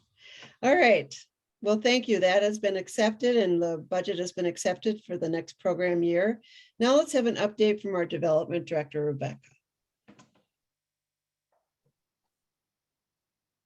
Okay, I'm sharing my screen, but the first really good news I want you to know is that there's nothing to vote on in this section. So y'all can just relax. Development, woo, woo, woo, woo. This is the fun stuff. I've been honored to be your development chair for the last year and a half, I guess, and thank you all for stepping up. And I want to start out with this quotation from Peter Drucker, who I guess is a business guru of some kind. And he says, "Show me your calendar and your bank statement, and I'll show you what you really value." So y'all are here tonight, and that's your calendar. You've taken time out of your day to be here. And the other way you can show your value, how valuable we are, is through your pocketbook. So sources of revenue, show me the money. Where does our money come from? Carrie just did this beautiful explanation of our budget, but the biggest source of revenue for our organization is by far individual donations. The money that you all and plenty of people who are not members give to us, usually at the end of the year, when we tout all the wonderful things we've done and ask for money. And so when you give at the end of the year or at any other time through the year, you are supporting our biggest chunk of income. Individual donations are almost half. They're like 48% of our income. We also, and these are also individual donations, but we try to get them through special vehicles like Give to the Max in November or Women's Equality Day in August. That's usually smaller because they're special events. And then we get some money through grants. We have Mary's Pence, Martin and Brown, and Thomson Reuters. And then we also get membership dues. And as you know, you pay 90 and 27 stays with us. So, but if we put individual donations and membership dues that stay with us, that is 70% of our operating funds. So it's kind of like PBS. People like you make this possible. And then we have a few other things like investments in kind, contributions, honoraria, et cetera. But I can't emphasize it enough. It's all about the individual donors. And so this is exciting news. In 2021, we brought in $21,850 for our year-end request, which is 3 times higher from the previous year. And how did we do that? Well, because of the fantastic work of the Voter Services Committee. So this graph shows we have been tracking, well, let me go back. We really made a commitment to look at the 3 city wards where the voter turnout was the lowest, and those were wards 4, 5, and 9. And you can see that we looked at 2009, 2013, 2017, and 21. And those are municipal city election years, which are notoriously lower than general election years. And if you go back to, these are dismal turnouts, 17% turnout in Ward 5 in 2009. So each year from blue to orange to gray to green, we got a little bit more voter turnout, and boom, we did the best ever in 2021. And we can't take all the credit, but we had a lot to do with it. And these are, we still continue to focus on 4, 5, and 9, because although the rates are going up, the gaps are still significant. So I can't say it enough. When you give money, what you are doing is empowering voters and defending democracy. So hopefully that is a cause worth supporting. This is an example. So I've been with the Voter Services Committee's communication, and we really made an effort to put our money into the communities that we are trying to help increase voter turnout. And we're doing that in a few ways. This is an example. We really feel like restoring voter trust is a big part of our job. And so this was a sample ad we did. We ran this ad in North News, Camden News, some of the North Side newspapers, and we got this lovely lady. She's an election judge, Joan Curtis, and she lives in the Hawthorne neighborhood. And we just profiled her. We said, meet your judge. You know, these are election judges are your neighbors. Meet Joan. Joan's all excited about her work. She registers new voters on registration day. So we just bought a nice big old ad and put her in there and said, look, this is your election judge. She lives down the street from you. And so we feel really good about this ad. We'd love to do more of these, a sequence of these, but you know, they cost money. But when we put ads into these newspapers, we're supporting those local communities and those local community newspapers. So here's another example. And those of you who are detail oriented will see that this says 2021. This is an ad from last year that we are going to repurpose this year. So it's going to look the same, but with the details changed. But again, we're going to be running these ads, large ads in the newspapers, North Side. And Sheila can tell you all the newspapers. She helps with this. And we'll be running those in September and October. And we're really trying to normalize voting. We want the message that it's important to vote to go everywhere. We see that all over the place. You know, we all have lawn signs, but it's really lacking in some neighborhoods. So that's our effort, is to make this much more obvious. And then finally, our big pièce de résistance, we are getting a billboard. Yes, it's going to be at 1821 West Broadway. And I even put the map there so you could see it. And there's something like, I don't know, 18,000 views per day or something. It'll be up for a month, I think, right up before the election. Is that right? Or is it 2 weeks? Marilyn will know. But isn't that incredible? Doesn't that look awesome? Don't you want to get your picture taken in front of that billboard? So what am I leading up to here? Oh, and then the last piece is we are also, out of just admiration for the great work of our Reimagining Public Safety Committee, we're using some of their graphics in the articles that we are doing for local newspapers. So we did one recently on why you should vote all the way down the ballot if you care about public safety, because every level of government affects public safety. And we used this graphic that was developed by our group. So yeah, now here's where I'm going. We need to raise $6,500 to pay for this exciting stuff. So what you will see is you don't have to wait till you're solicited. You can go online and give. You can just up your, you know, when you pay your dues, slap on an extra 50 bucks, 100 bucks. I think we'll get to 6,500 easily, but we really want to raise the money to cover these costs, and we'd love to do even more next year.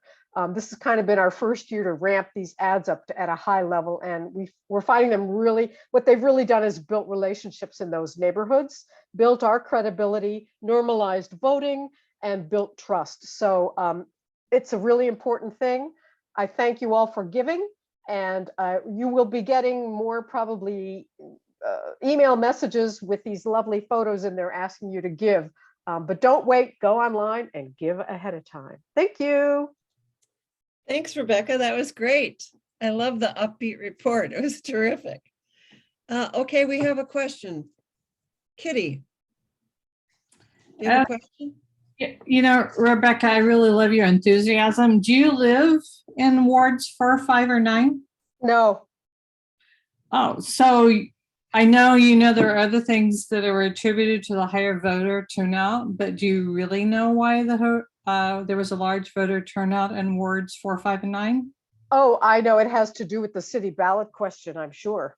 Yeah, so, and the amount of negative, or I should say, the amount of advertising dollars that were spent by special interest groups in wards 4, 5, and 9. If we had that money, if the League of Women Voters had the money that was spent on ballot question number 2, that would make a tremendous amount of difference because, you know, League of Women Voters could probably account for a little bit of that, but the money spent in our area was shocking to people that live in that neighborhood. I happen to be one of them. And so who's your advertising consultant for wards 4, 5, and 9? Well, we don't have a professional, so you can get involved. You know, I would recommend you come to a voter services committee meeting or one of our comms meetings to help us develop it. I'm a white woman. I'm not the person that should be doing that. And I'm really careful about doing that in my neighborhood because the women of color in my neighborhood should be doing that. And as you can look on the palette of people on this meeting tonight, that's not my neighborhood. So this is where I get really sensitive in that, you know, you guys are, everybody's coming here to help us. That's the most offensive thing that I have heard from my neighbors of color is when white people come to help us. So if the League of Women Voters could do campaigns in the millions of dollars like they did for ballot number 2, the League of Women Voters would seriously have a tremendous amount of impact on what happens here. Because, I mean, I was receiving, like, I've only lived in the neighborhood for 7 years. I have never seen the amount of direct mail pieces, 7 full color pieces a week against voting yes on number 2. So that's my irritation and my frustration, even though I love your enthusiasm, because I mean, I have to say there's nobody yet that's presented has your enthusiasm, because it rocks. Anyway, that's. And just to, I don't, this is not to be defensive, but just to share that we also had those feelings on the committee.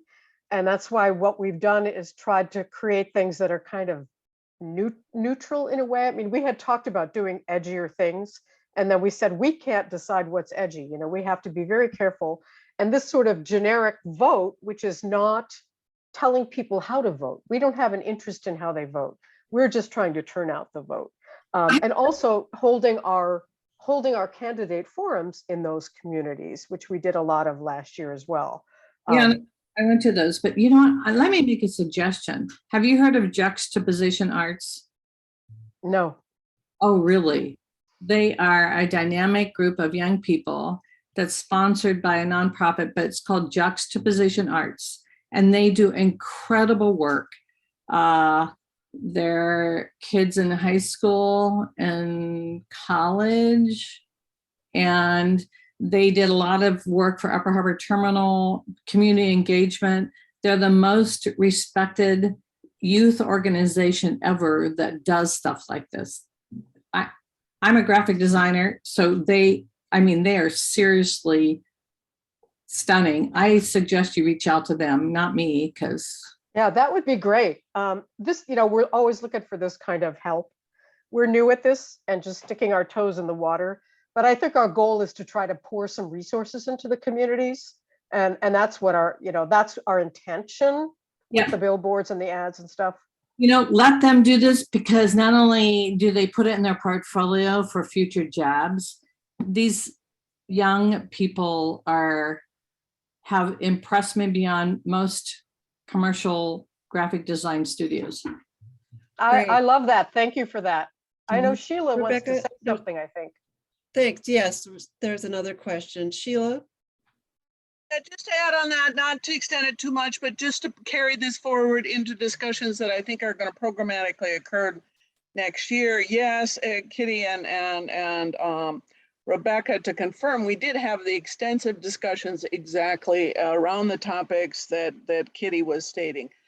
And I think kind of our consensus was, rather than, you know, feel defensive or try to be something we're not, that what we wanted to do was to kind of leverage the knowledge, the skills, the expertise in the League of Women Voters, and leverage that into community organizations that are representing many, many things, including communities of color or everything literally on the world. So we had a test run on that on the recently held Community Connections Conference, where we not only had a booth who was, you know, promoting the League of Women Voters and advocating for people to vote, but also had people doing outreach to literally hit every one of the 200 booths, and found a very, very positive response from the communities that you are mentioning, Kitty, and their representative organizations about how to collaborate and work together. So we really felt that we had something moving out here, and we hope, or I hope, to be able to continue these discussions and further define what it means to reach out and support the communities themselves, while also maintaining our identity, because we are who we are. So Kitty, you're welcome to join this community engagement that's going to be ongoing over the next couple of years. And, you know, and I hope that we can have these honest discussions and go forward and find the middle and find a way to leverage and collaborate. Thanks, Sheila. So Sheila, I'm going to respond really quick, since it was, so this is the problem. It's white women, and I'm a white woman, so I can say this, is that really, I mean, the League of Women Voters, when you said we are who we are, so in my community, the League of Women Voters, if you ask them, it's kind of interesting, because if you ask them, it's a group of old white women. And that's the brand, even though we don't want it to be the brand. I don't want it to be the brand. When you talk about it, it's a brand that's been around for a long time.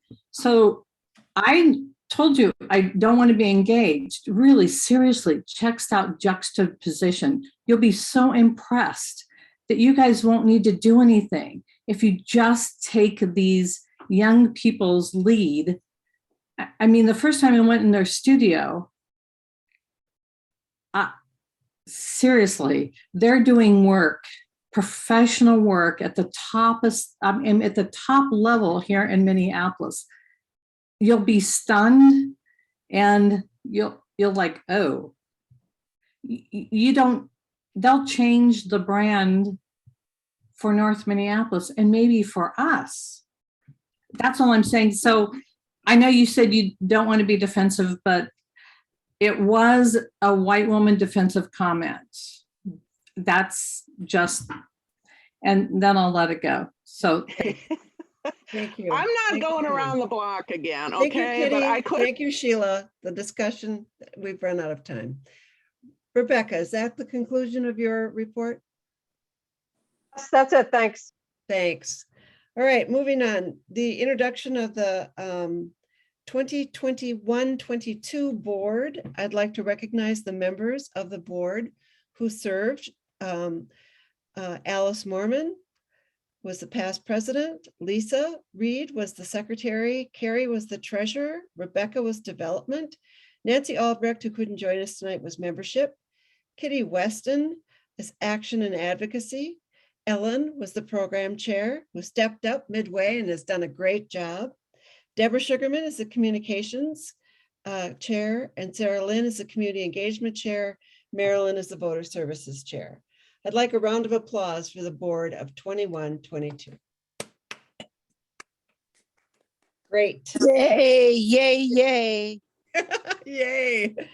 All right, there are 6 members retiring from the board this year, and they will truly be missed. You know, it's just been an honor to serve with this group, and I've really enjoyed our meetings and our sense of camaraderie.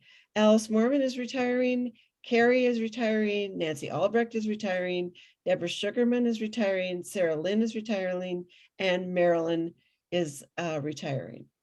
There will be 3 members of, and thank you for your service. Thank you, you guys. There will be 3 members who will be continuing on for the 22-23 year, Colleen Moriarty, Lisa Reed, and Ellen, and then 2 members whose terms ended in 2022 but have agreed to serve 22-24, and you will be asked to approve these nominations, Rebecca and Kitty Weston. I'm now going to hand it over to Susan Anderson, representing the Nominations Committee, who will present the ballot for election. Susan? Thank you, Colleen. First, I would like to thank the members of this year's nominating committee for their diligence in securing nominees for this year's slate. The chair was Barbara Kimmer, also Alice Mormon, Marilyn Contasano, Rosemary Lawrence, and I was on it too. I also want to thank all the off-board and on-board committee chairs and project support volunteers who made such a difference in 2021, 2022. Those are Alice Mormon, Chair of the Diversity, Equity, and Inclusion Committee, Jane Lansing and Jennifer Wilson, co-chairs, Reimagining Public Safety Committee, Carrie Lichtenberg, Personnel Committee, Nancy Albrecht, Membership Committee, Margaret Berg, Parks Committee Chair, Tina Kaiser, Voter Registration Coordinator, Erin Harvey, Candidate Forums Coordinator, Nancy Schaefer, Candidate Forums Coordinator, Binky Rockwell, Voter Guide Coordinator, Rosemary Lawrence and Jan Mitbo, Election Night Services Coordinators, Sheila O'Doherty, Voter Services and Communications Coordinator, Kim McCoy and Judy Zonbrecker, Get Out the Vote Coordinators, Meg Walters, Youth Engagement Coordinator, Saralyn Ramanishan, Neighborhood Elections Coordinator. We'd also like to recognize the members of the League of Women Voters Minneapolis committees. They have been awesome, donating hours and hours of working together. Thank you very much. Thank you.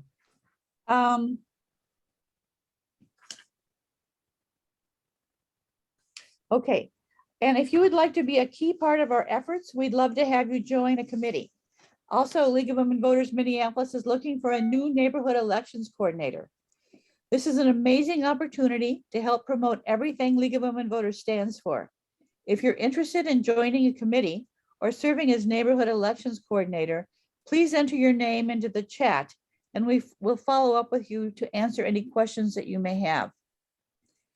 Before introducing the nominations for board members, the bylaws direct us to elect 3 members for the 2022-2023 nominating committee.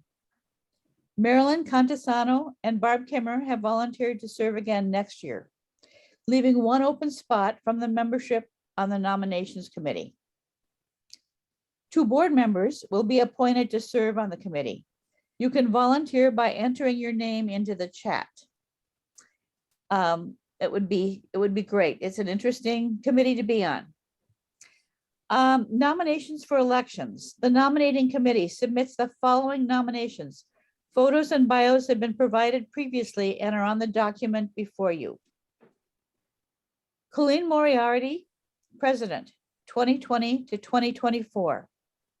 Note that the bylaws state that the president is elected annually for a 1-year term. Board of Directors for re-election, 2022 to 2024. Rebecca Tommen, Development. Kitty Weston, Advocacy and Action. Those are both 2020 to 2024. New board members for 2022 to 2024. Catherine Schweikert, Treasurer. Libby Bottom, Membership. Jane Lansing, Director of Reimagining Public Safety. Andrea Badeau, Director of Communications. Judy Zonbrecker, Director of Voter Services. Sheila O'Doherty, Director of Community Engagement. Nominations from the floor are in order, providing the consent of the nominee has been obtained. If there are other nominations for these positions, please enter the nominee's name in the chat feature now. Are there any other nominations for president?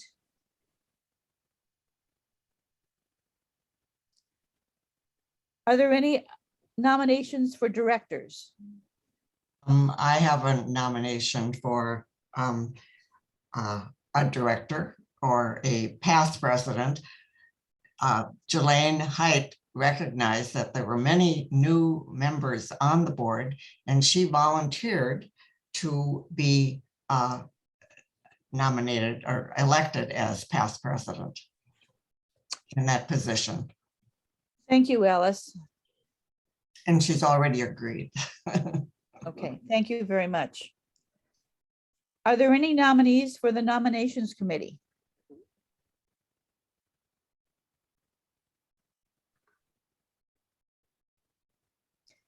Since there is no contest for any position, I move the adoption of the slate as presented with the addition of Jelaine Height to serve as past president.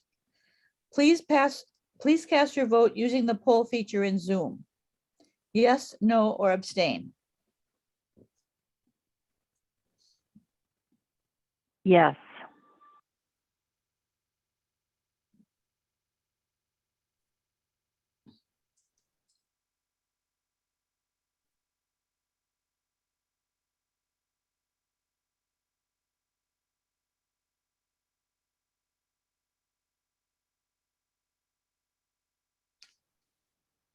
The vote carries. Congratulations. I present the 2022-2023 League of Women Voters Minneapolis Board of Directors. For President, Colleen Moriarty. For Secretary, Lisa Reed. For Treasurer, Kathy Schweikert. For Past President, Jelaine Height. For Action and Advocacy, Kitty Weston. For Program, Ellen Van Iwerden. For Development, Rebecca Toman.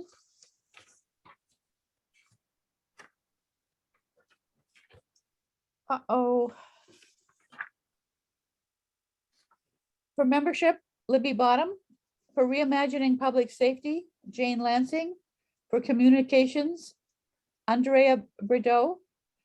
For Voter Services, Judy Zonbracher. And for Community Engagement, Sheila O'Doherty. Please welcome the new and continuing members with your applause.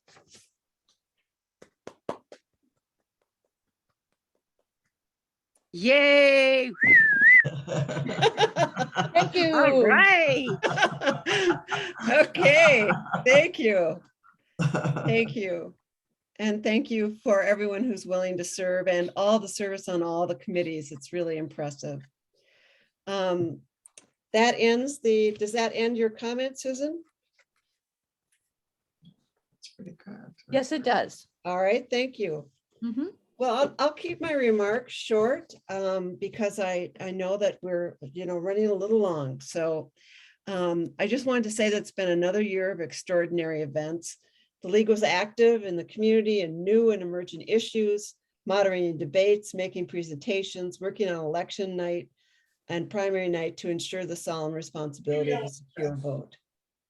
She doesn't have one. It's through the school and I don't know what it is. So you have to do a chat. Do you think you could mute everyone? Could you mute? I don't know who it is, so it's hard for me to know. Okay. Well, this year we took a stand on charter amendment that was called for a reform of the government structure in Minneapolis. We had a long and rich history of debate and study of this issue, and I was so proud of the manner in which we showed up in the debate. We have been gifted with remarkable, strong, intelligent women who are our members, our volunteers, our supporters, our board members, and our staff. I'm honored to be asked to serve as your board president for another year, and I will make every effort to meet your needs and to act in a respectful manner. Thank you very much. Thank you for tonight. Thank you for all you do, and I really appreciate. Thank you, Diane and Jane, for managing the Zoom, and congratulations again, Carla, and we're off to another year. Thanks very much. Can I have a motion to adjourn? So moved. And a second? And Second. second. Who's that? Second? Alice.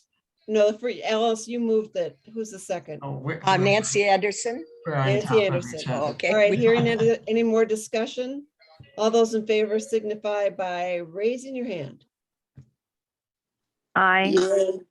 All right. The meeting's adjourned. Thanks very much, everybody. Kudos to you. Excellent leadership.